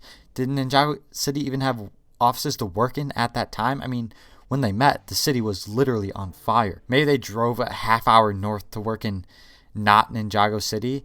In the 20 years or so between KOKO and Garmadon meeting and the events of the Lego Ninjago movie, Ninjago City really bounced back quick. I mean, I guess they rebuild every day when Garmadon attacks, and they finish just in time for him to attack again. So I guess they know what they're doing.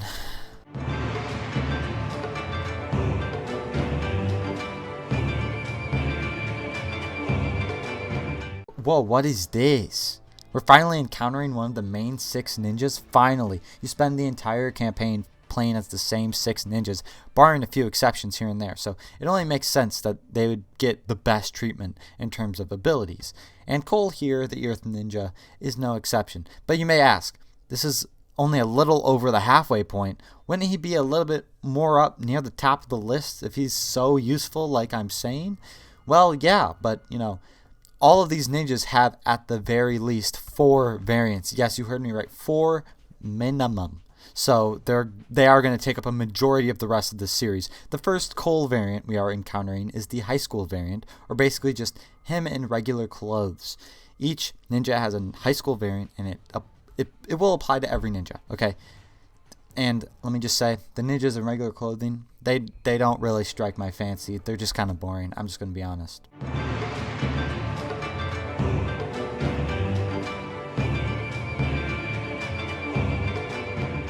Every ninja has their standard variant, and then they have the same exact variant, just with the mask off, which is what we see here. The unmasked variant will always be the second worst variant of each ninja. And anyway, let's cover one of his 2 abilities, which is one we have seen before by a few enemies and end pop stands, the hammer ability. Each ninja has their own designated weapon, and they switched up a few of them for this film. In this movie, the hammer is Cole's designated weapon, when in the show it's a scythe, or you know, it was at least in the earlier part of the show. I'm not sure if they changed it in the show. I wouldn't be surprised if they did, but I prefer the scythe for Cole. It's cooler than the hammer because it makes sense, because you know, Cole is the earth ninja, and farmers use the earth to plant crops, and farmers also use scythes. So yeah, even if that connection wasn't intentional, it was one hell of a coincidence. And yeah, Cole's the reason for the hammer ability in this game, so, you know, there you go.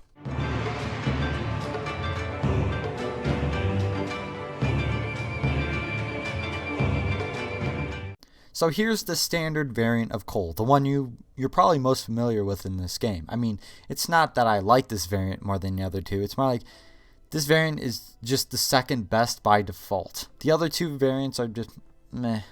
And this suit is like, yeah, I mean, I went into this game expecting to see this. Let's discuss the second ability of Cole, and it's actually exclusive to the Cole. Well, not to the... We'll get to it. Cole has it most of the time. He always has it most of the time. He always has it, period. It's just that I don't want to spoil it. Okay, just moving on. Cole is the reason why this is in the game. As you might guess, you know, it's a spinjitzu thing. Cole and his variants have the Earth Spinjitzu, and now each elemental spinjitzu in this game can flip those red panels. So let's just get out of the way. Those panels, those are common among all spinjitzu. But Cole has a little special something that he can do with his Earth Spinjitzu. And he can bust open cracked walls. And we've seen these cracked walls in a plethora of LEGO games, including LEGO Incredibles, which I have covered this on my channel, so go check that out. Typically in other LEGO games, particularly strong characters can bust open cracked walls. However, there are no big boys in this game, so only Cole and his Earth Spinjitzu can tear them down. So, you know, Cole being able to do that makes him pretty useful.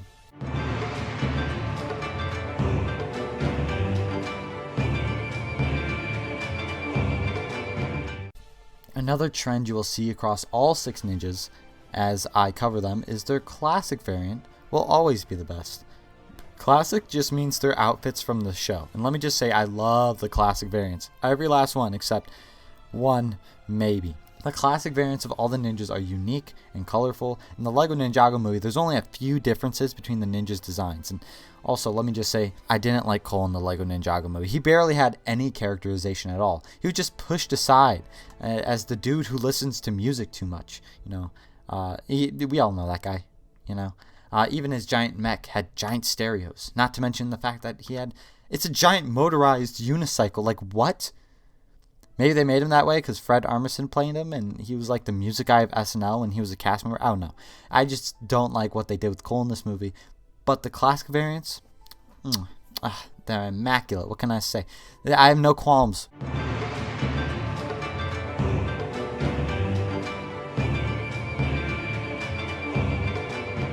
So we're done with the Coles of this game, and now we're on to the J's of this game. Just like Cole, Jay has 4 variants, and they follow the same trend as we saw with Cole. The worst variant here is the high school variant because it's boring. I mean, sure, there's a blue lightning strip on his sweater. Ooh, and his orange scarf, which is an odd fashion choice. So you know how I said Cole was butchered in this movie by being the guy obsessed with music? Well, Jay was kind of butchered in this movie too. Not kind of, he was totally butchered. And it's a shame because Jay is my favorite ninja from the show. Anyway, in this film, Jay is the guy who's obsessed with his phone. And man, they really did hit that point home in this game. Every other jump, Jay takes out his phone and snaps a quick selfie for some reason. Even in the collectible minifigure series, Jay's sporting his high school outfit and holds a phone with a selfie stick. Gross, disgusting.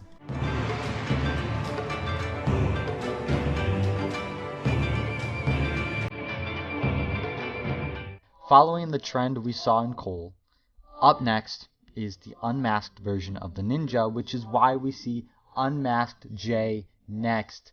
Oh my god. Jay also has 2 abilities, much like the majority of the characters in the whole game. And I suppose we can cover one for this costume. The first one's pretty obvious and involves the element he is a master of, Lightning Spinjitzu. Now, Lightning Spinjitzu isn't new to the series. We've seen it with the Master of Lightning a little while ago. But Jay here is the reason why it's in the game in the first place. If you happen to forget what Lightning Spinjitzu does, it powers these little generator things that usually opens doors. And yeah, that's one of 2 abilities of Jay, the Lightning Ninja. And since we have time, let me say this. So the voice actor of Jay in the LEGO Ninjago movie is Kumail Nanjiani. You might know him from stuff like Portlandia and Stuber, but he did not come back and do lines for this game. So they got an impersonator. Okay, great. And let me just say, this impersonator was horrendous. It's almost offensive. It's getting kind of difficult to see in here. What, you afraid of the dark? No, just the things inside it.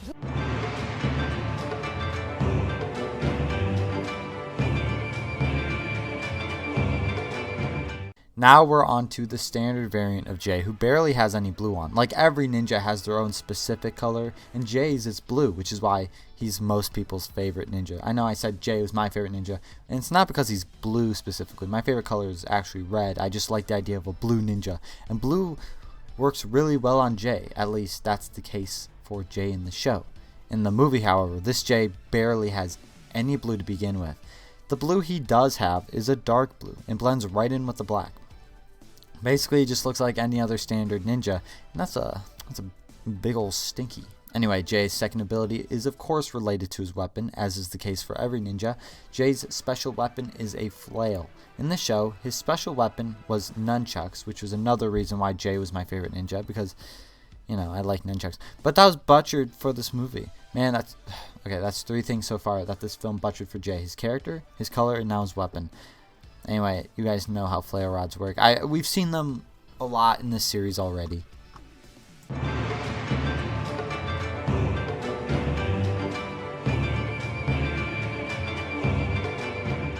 Finishing off the J's, we got the classic J from the show. You know, they're called classic variants. But to me, they're not even that classic. Classic to me is their very first variant, which is like the vintage Lego Ninja look. Back in the first wave of Ninjago, the sets were so simple and yet, so effective. That's classic. Not like Ninjago now, which switches vibes every 2 seconds, like robots to Ghost to Pirates to Doom 2016. I don't know how to feel about it, but I still like this variant, even if it's not the very first. But look at this guy. When all the ninjas have noticeably different colors, they're much more distinguishable. In this movie, yeah, they all have different colors, but their colors act more as, detailing around their black ninja clothing. It's pretty boring to me. But Classic J, compared to the movie J, here, is the perfect way to represent how I feel about the ninja's clothes. I know it's a weird thing to be irked about, but, I have to, stall for time somehow.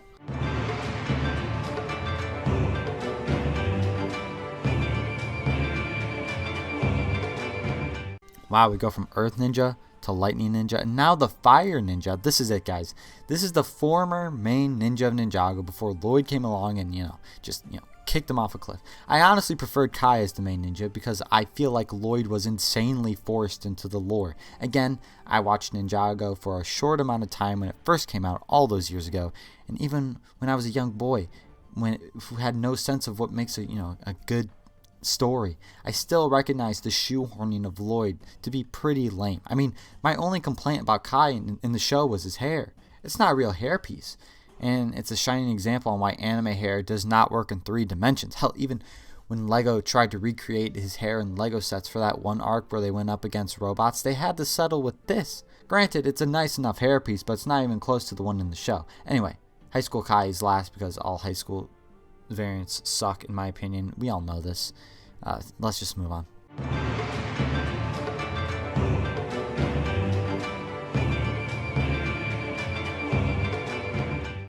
As goes the protocol, after the high school variant comes the unmasked variant. I spent a whole lot of time talking about Kai's hair in the show, but I said nothing about his hair in this movie. And I will say I'm a fan of the hair here. I don't really compliment this movie a lot, but here it is. I know it flares up like that as if it's a flame, and he's the Fire Ninja. It's a nice touch. The first ability of Kai is no surprise to anyone that has seen the show. Of course, Kai has the swords ability. Now, Kai really got the axe from Lloyd, not just for the lead role, as I mentioned in the last segment. I guess they couldn't come up with another signature weapon for Lloyd to have, even though, they got rid of the scythe and they got rid of the shurikens. They, instead of giving those to Lloyd, they're like, oh, we need to give Lloyd a sword, because he's the main guy. And just to make Lloyd be different enough than Kai, they gave Kai 2 swords instead of just 1 that he's always had. I'm sorry, but if I was Kai, I'd resent Lloyd so much. Lloyd's character sucks from what I've seen in the show. And for him to just bump Kai out, despite Kai being a better character, is just disappointing. And it doesn't help that Kai was reduced to being the dude bro of the ninjas in this movie. Ugh. Bro! Dude, give me a hug, man. Give me a birthday hug!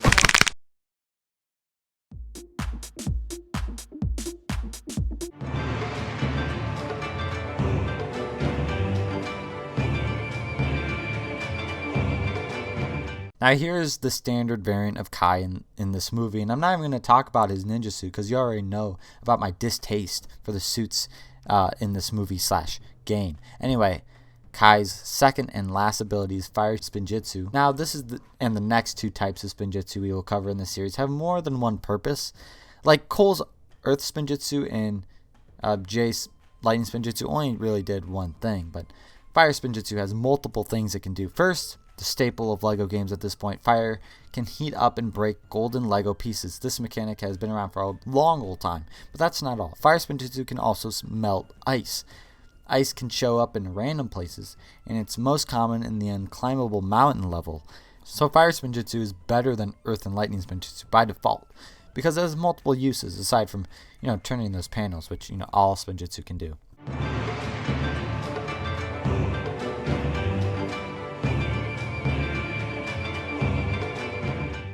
Okay, we're not done with the Kais. In fact, Kai actually has an extra variant for some reason, and frankly, we just need a break from the Kais. Here's Rei, who has the same 2 abilities as Kai, Fire Spinjitzu and Swords, which is why I was able to, fit him in at this point in the list. Here's the kicker though, Rei is actually Kai's father. Isn't it crazy how well this guy aged? Like, Rei's diet probably consists of only kale shakes and veggie straws. Anyway, Rei was the former Elemental Master of Fire before his son took the title. And again, I haven't seen the show up to this point, so I don't know how exactly the title is passed. I mean, sure, Rei could have been the Elemental Master of Fire in his life, but would that have made Kai the Elemental Disciple of Fire? And to add to that, Kai's mom is the Elemental Master of Water, which is why Nia has her powers. But I mean, you put fire and water together, by Minecraft logic, that makes cobblestone. So, Kai and Nia should be Elemental Masters of Cobblestone. Ninjago writers, if you're listening, make it happen.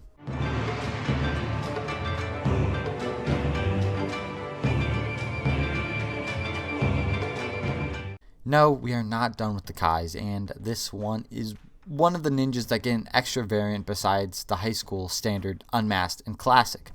This is the training variant of Kai, and he is the only ninja to have the training variant. However, I don't see this as the training Kai. I see this as the Kendo Kai. First, it sounds cooler, and second, this is the kind of suit that it has been called in the past. Actually, Kendo Kai was in the collectible minifigure series that was released when the movie came out, and that's what they called it. They called it Kendo Kai. So I placed Kendo Kai above the previous variants of Kai because this variant is only seen with Kai, so it's nice to see something, different, unique. Also, the helmet is really cool. I just wish the ninjas in the movie were more similar to their television counterparts and not reduced to one-dimensional, lame excuses for characters.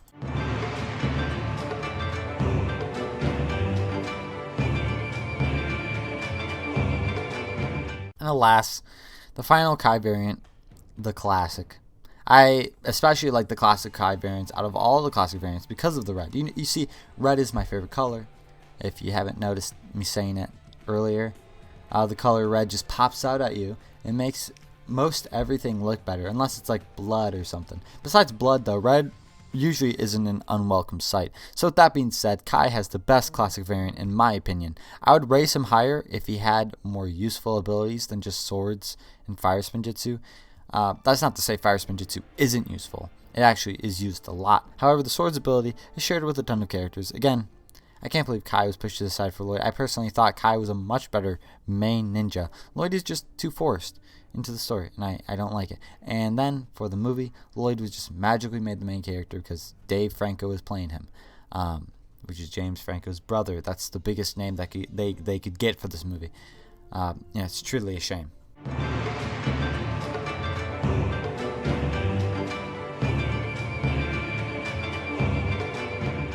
Again, one ninja to the next. This time we have Nia, the water ninja, and the first variant we are covering is the high school variant. Now, you know how I said each ninja besides Lloyd was reduced to one thing about them, like how Cole's the music guy, Jay's the awkward introvert, and Kai's the dude bro. Well, Nia's thing is that she's the girl, which is so much worse. That's all she is. She's the girl, and that's what she does. Now, I didn't watch enough of the show to know exactly how she gained the power of water bending, but I do know that Kai and Nia's mom was the elemental master of water, so that's why she has them. I don't know. She didn't have water powers when I was watching the show, so I don't know why it took her so long to activate.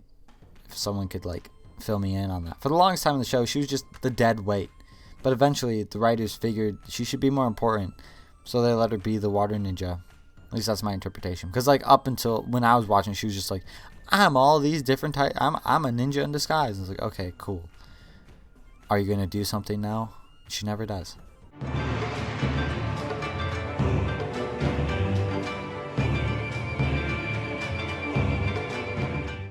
You know, I didn't even say anything about the high school outfit for Nia, and that's simply because I do not care about whatever it is these ninjas wear these days. The same applies to the unmasked version of Nia, which is what we're covering right now. At least, Nia's suit has a dark silver color to it, along with that little chain skirt thing going on.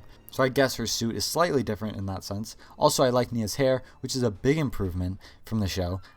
Anyway, oh yeah, the first ability. Now each ninja has their own signature weapon, but in the show, Nya didn't have a signature weapon because she was not one of the main ninjas. So in this film, she was given the spear. The spear can be used to pry open these little panels. No biggie.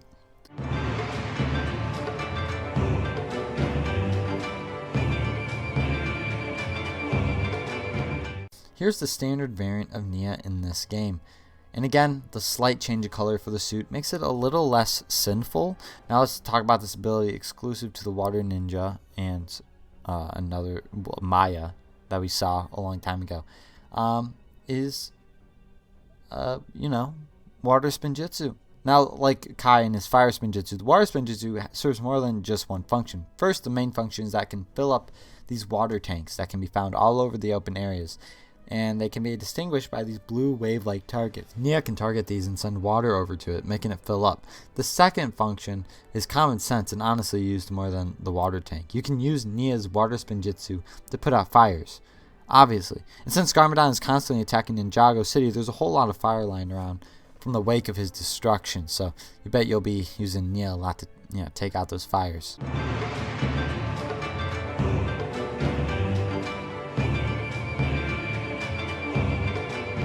So we covered both of the abilities of Nya in the last part, those of which being Water Spinjitzu and the Spear ability. Other than that, and the fact that she's the girl ninja, I've officially run out of things to talk about her. Luckily for me, Nya has a special variant that no other ninja has for some reason.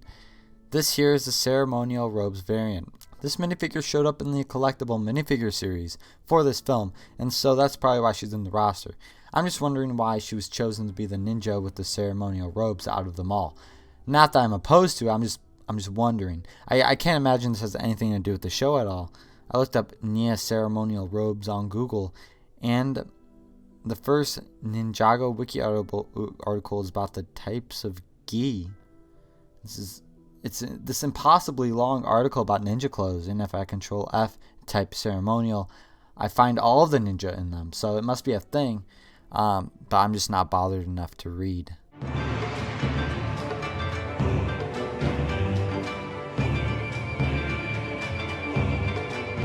Of course, there's the classic variant of each ninja, and it's Nya's turn.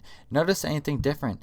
Yeah, she's not wearing any ninja clothes, but samurai armor instead. That's because after the original ninja suits, the original 4 Ninja War, that's when, like, this is actually, the classic variant is actually, like, the second version of the suits they wore.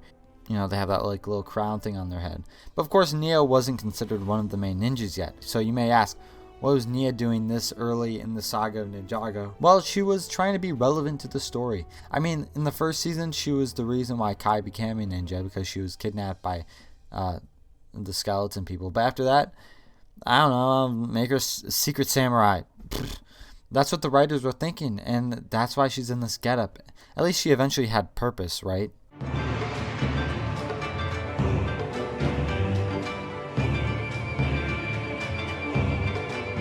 So you know the guy KRUX. We saw him way back in part 2, and he was a Lego Colonel Sanders that occasionally dressed up to look a bit spooky.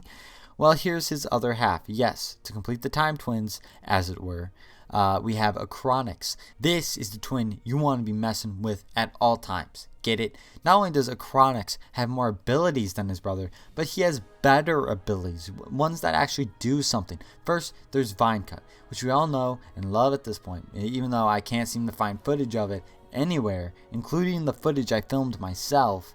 But also there's the speed ability that a Chronix has. We also haven't seen this ability in a while since Griffin Turner had it. If you may recall, I said that speed ability is super useful and is essential to complete these races in all of the areas. A Chronix is definitely someone you're going to want to be using for the races alone.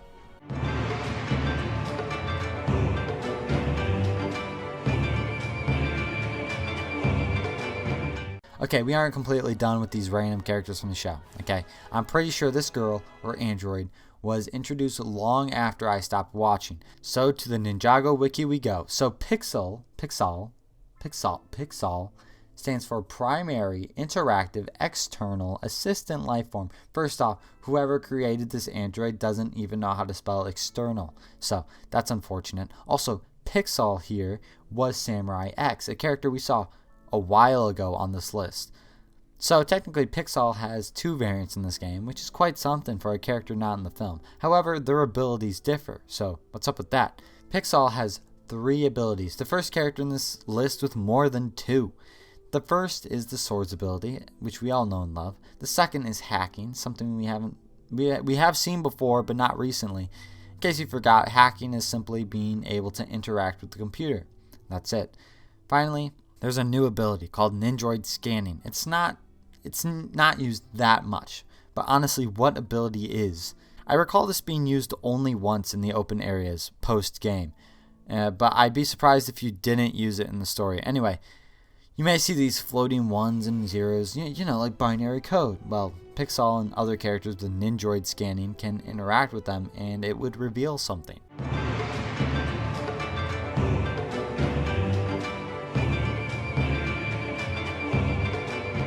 General Cryptor?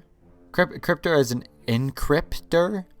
Did he consciously choose that name for himself, or is he just really lucky that he's a Ninjoid hacker man? This guy has the same exact abilities as Pixel, which is swords, hacking, and Ninjoid scanning. Frankly, General Cryptor just looks a lot cooler and moves a lot cooler. So I guess it's time for the wiki, now that I'm out of things to talk about. Okay. Oh, okay. I'm reading. So I guess he was created by some guy named the Overlord. What a creative name, by the way, the Overlord. Anyway, since General Cryptor was created by him, I guess the Overlord got to give him a punny name. Also, I guess these robot guys can be banished to the departed realm like the ghost people. Cryptor somehow struck himself with the blade and sent himself there. Yeah, it says so in the wiki right here. Guys, I seriously can't make this up. I wish I could, so I could have my own show on Cartoon Network that has been running for like, what, 15 seasons now?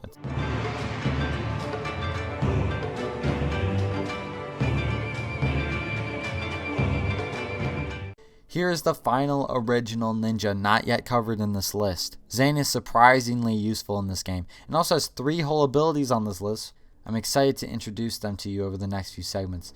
Like some of the other ninjas, Zane has 4 variants, and of course the high school variant is the worst. Now, there are 3 abilities, like I said. I'll cover one for each segment after this one, but for now, I'll just talk about Zane in this film. Now, as I established, I think each ninja besides Lloyd has been reduced to one-dimensional characters for this film, and Zane's single trait is that he acts like a robot. Zane, come on! Your turn, buddy! Ice mech. Loading. Loading. Loading.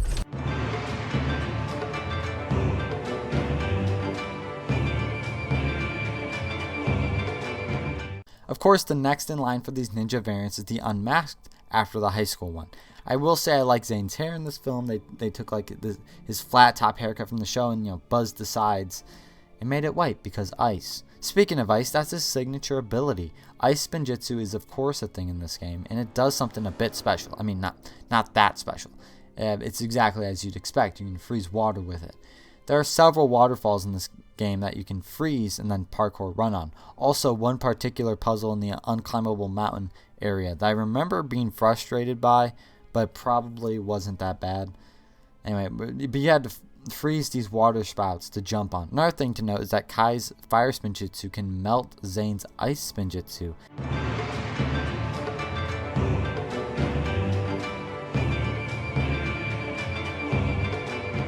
Here's the standard variant for Zane, and I've got to say, I like Zane's suit out of all the 6 ninjas, mostly due to the fact that it's the most different. I mean, Nia's space gray suit is cool and all, but the rest of the ninjas have pretty much the same suit with different highlights, which is lame. Zane's suit pops out because it's white, because ice. Anyway, on to the next ability of Zane, which is one we have seen before a few times, the target ability. In the film, Zane's designated weapon is a bow and arrow. In the show, though, his designated weapon was a shuriken. Maybe they thought shurikens were a bit too risky, so they switched it to the blandest ranged weapon of all time. At least give him like a Desert Eagle or something, spice things up. Come to think of it, all the 4 original ninjas had their designated weapon altered for this film in some capacity. Zane's ranged weapons of shurikens were changed to bow and arrow. Cole's heavy scythe was changed to the hammer. Jay's nunchucks were changed to flail rods, and Kai, he was pretty close. He did have one sword, but then it got changed to 2 swords. So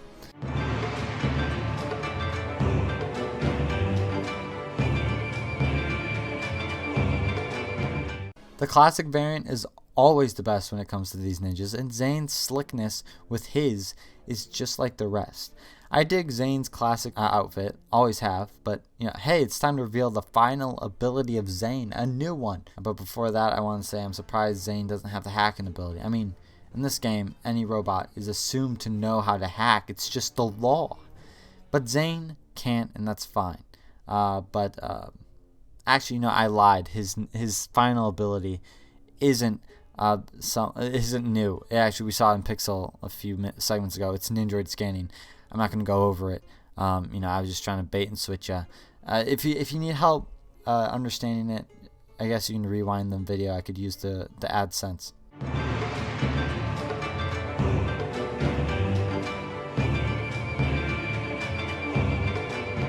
Here we have Pythor, the final, and I mean final Serpentine on the list. Now again, I don't remember the show all too well, but I do remember Pythor being like a complete pain in the ass for all parties, including his snake brethren.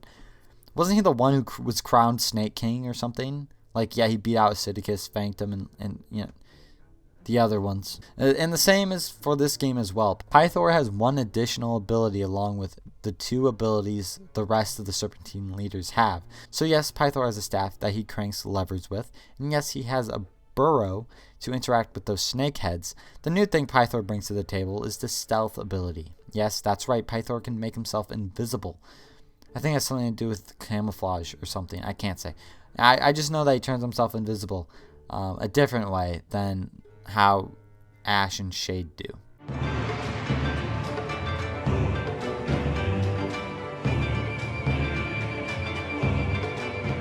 Remember Sky Pirates? They were briefly on the list with the likes of Flintlock and Kyron. Well, here's I think it's their boss. He's literally an evil genie, a djinn, if you will, not a Khan. Hopefully I'm pronouncing that right, but honestly I don't really care. This dude has 3 abilities, and their usefulness got him into the finale of the series at number 10. First, as is a staple of all Sky Pirates, is that he has the bomb ability, which all Sky Pirates have, in case you forgot. The second ability he has is all about his sword, and he has Fine Cut. Finally, his last ability can be seen from looking at his torso, the forearm handle ability. Yes, this is not exclusive to Garmadon. Obviously, we've already established, but it's he's the reason why it's here. But yeah, Nadakana is the bad guy in the show apparently, but he's pretty useful in this game. So how about we exonerate him for his crimes? Okay.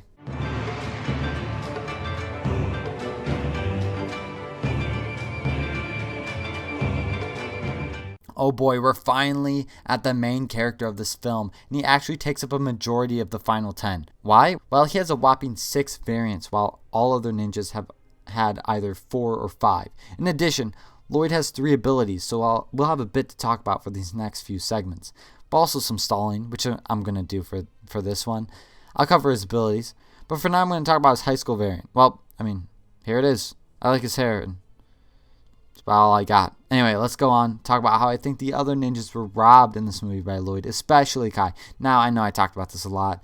In this movie, it was obviously the weakest of the 4 Lego movies. The OG Lego movie was the top. I'd say Lego Batman second, Lego Movie 2 next, and then this one. I don't necessarily think this movie's bad. In fact, I like the humor a lot, but I just thought it focused too much on Lloyd. In fact, that's the same reason why I lost interest in the show. It's almost as if the good guy, bad dad dynamic they're trying to do is not working, and in fact, it's a little overdone.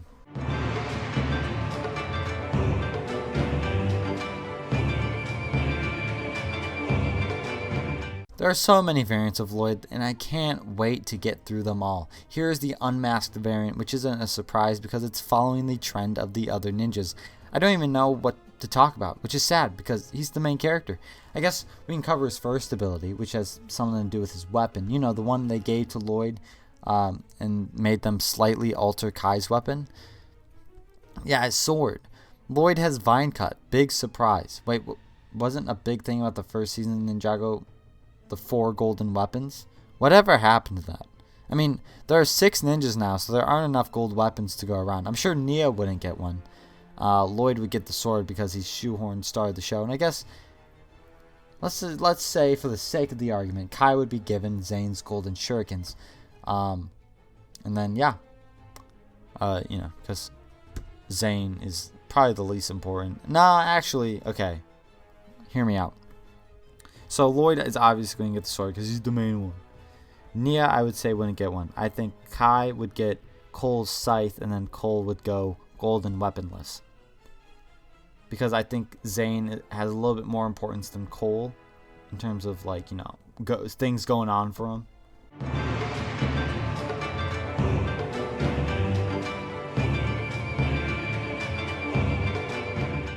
Okay, what? So Training Kai can't be Kendo Kai when he obviously is, but Lloyd gets to be Kendo Lloyd? Why do they hate Kai so much now? Like, what did he do to get the constant bad treatment? I don't even know, and I should probably stop before I get too mad. But you know what? There's nothing to talk about with this Lloyd. I mean, sure, there's probably a lot of lore about him on the show, but nothing for the movie.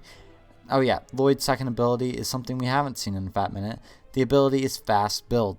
Like I said, we haven't seen it since Ed and Edna on the opposite side of the list.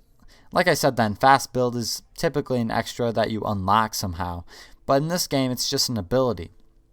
In the grand scheme of things, it's not that important since every character can build. And Lloyd can just do it slightly faster because, of course he can.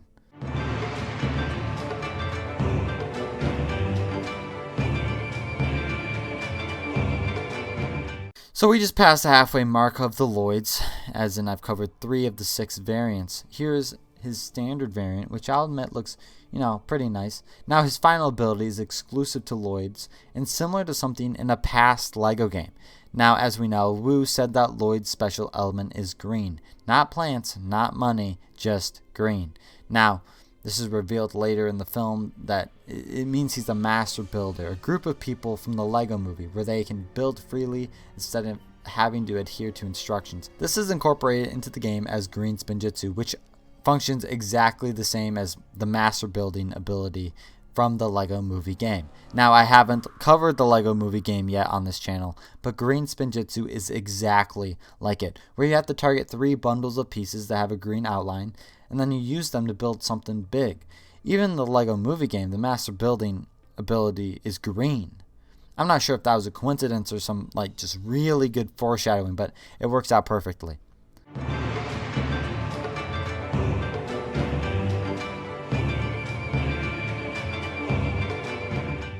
Here's a special variant of Lloyd in the sense that you can unlock him in the game. Yeah, that's right, you have to do something a little extra. If you go into the pause menu and press enter code, you have to enter a code to unlock this variant of Lloyd. How do you get the code? Well, the code lies within a DVD or Blu-ray of the film. At first, I thought each code was unique, so I would have to buy a DVD just to unlock this character, but thankfully, it's the same code no matter what. In fact, here you go. I'll put it on the screen for you. There it is. If you have the game and haven't unlocked them yet, there you go. Go ahead. I don't care if you don't believe me. I want to thank the guy, whoever it is, who actually went out and bought the movie on DVD and Blu-ray to retrieve the code and then put it on the internet because I know no one else was going to buy the movie. Anyway, I put Hoodie Lloyd this high because of, the extra effort you need to take to unlock him. He plays the same, but, I want to feel like it was worth my time,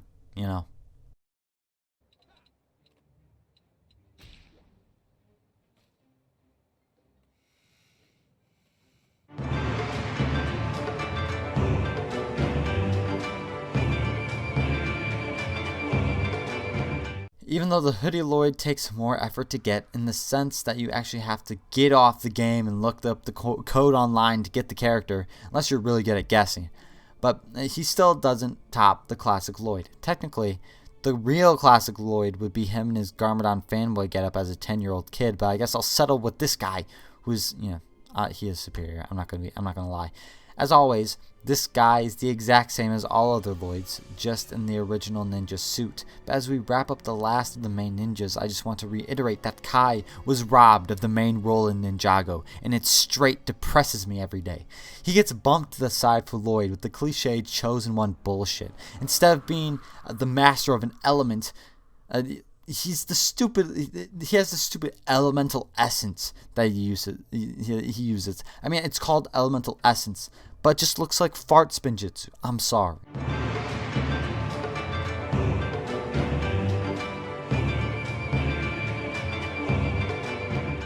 Okay, I've taken a few minutes to cool down from my anger with Lloyd. Let's move on to the top 3. Before we start the segment, though, I want to have a moment of silence for Master Wu, for he would be up here with the top 3 characters in the game if it weren't for my major misstep of thinking he has basic spinjitzu. Insert moment of silence here. Okay, whatever, I'm over it. Here's another big bad from the show, Master Chen. He hosted the Tournament of Elements, which spawned all of those BS elemental masters we saw throughout the course of the series, early on. And this fact is actually represented appropriately in this game. This guy has universal spinjitzu. Basically, universal spinjitzu is the ability to use all of the elemental spinjitzu in the game. That means Master Chen can use fire, lightning, water, earth, ice, and even green spinjitzu. In case you don't know how huge that is, I counted each type of spinjitzu as its own ability for this series. So, I mean, with that in mind, universal spinjitzu basically means it's 6 abilities in one.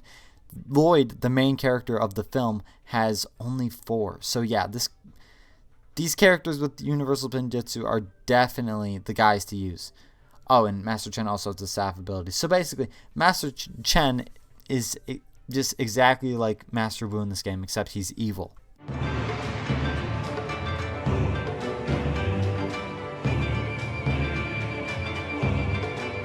Here's SKALIDOR. Again, another character from the show I basically know nothing about. The main takeaway thing to know about this character is that she's the daughter of Master Chen. And as Ninjago established apparently, is that the children inherit the elemental powers of their parents. So yeah, SKALIDOR also has universal spinjitzu. She spent all of her childhood training to perfect her powers. In fact, she's come to be known as the Yellow Ninja. In the show, she's the elemental master of Amber. Amber? You mean the stuff that encased the mosquitoes with dinosaur blood from Jurassic Park? No, I won't accept that. Ninjago writers, you have officially overstepped your bounds. I'm really disappointed in all of you. Okay? God, what's next? Skylar's going to extract the dinosaur blood and, get dinosaurs on her side? Actually, I shouldn't say that. Ninjago writers might actually do that. Moving on. Forget I said anything. But Skylar has a bow. And she has the target ability. I place Skylar above her father, Master Chen, because the target ability is just better of an ability. You use it more than the staff ability, and it just makes things easier. But now, it is time to reveal the best character in the LEGO Ninjago movie game.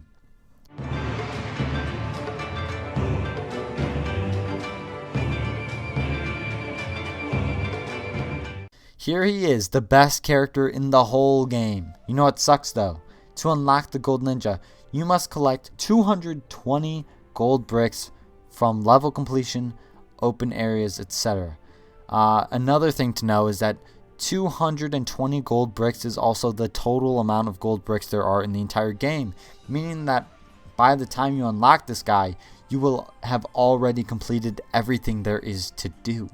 So yes, once you do finally unlock the best character, there will be nothing to do with him besides the battle arena, which, I'm not even surprised. This seems totally in character for the developers to do, if I'm going to be honest. What a disappointment. Anyway, the Gold Ninja is Lloyd when he goes Super Saiyan, I guess. So technically it's another variant of Lloyd. However, this guy shares none of his abilities, and I hate Lloyd as a character, as you all well know. So I consider the Gold Ninja a whole different character. But as we've seen with the last 2 segments, the Gold Ninja has universal spinjitzu. And as you can see with the swords, he has the sword's ability. So in total, that's about 7 abilities that this guy has. Also, gold is always a good look in these LEGO games. So, of course, I'm going to be placing the gold ninja in a high place any time of the day. Okay? So, that's every character ranked of the LEGO Ninjago movie game. As always, it's a ride, and I'm glad I don't have to look at this game ever again. Honestly, on the LEGO game tier list, this is quite down there. You know? Anyway, as for future projects, as of now, there are 5 projects planned, which totals out to about 6 videos, and I'm excited to continue with those. But until then, thank you all for watching, and see ya on the flippity flop.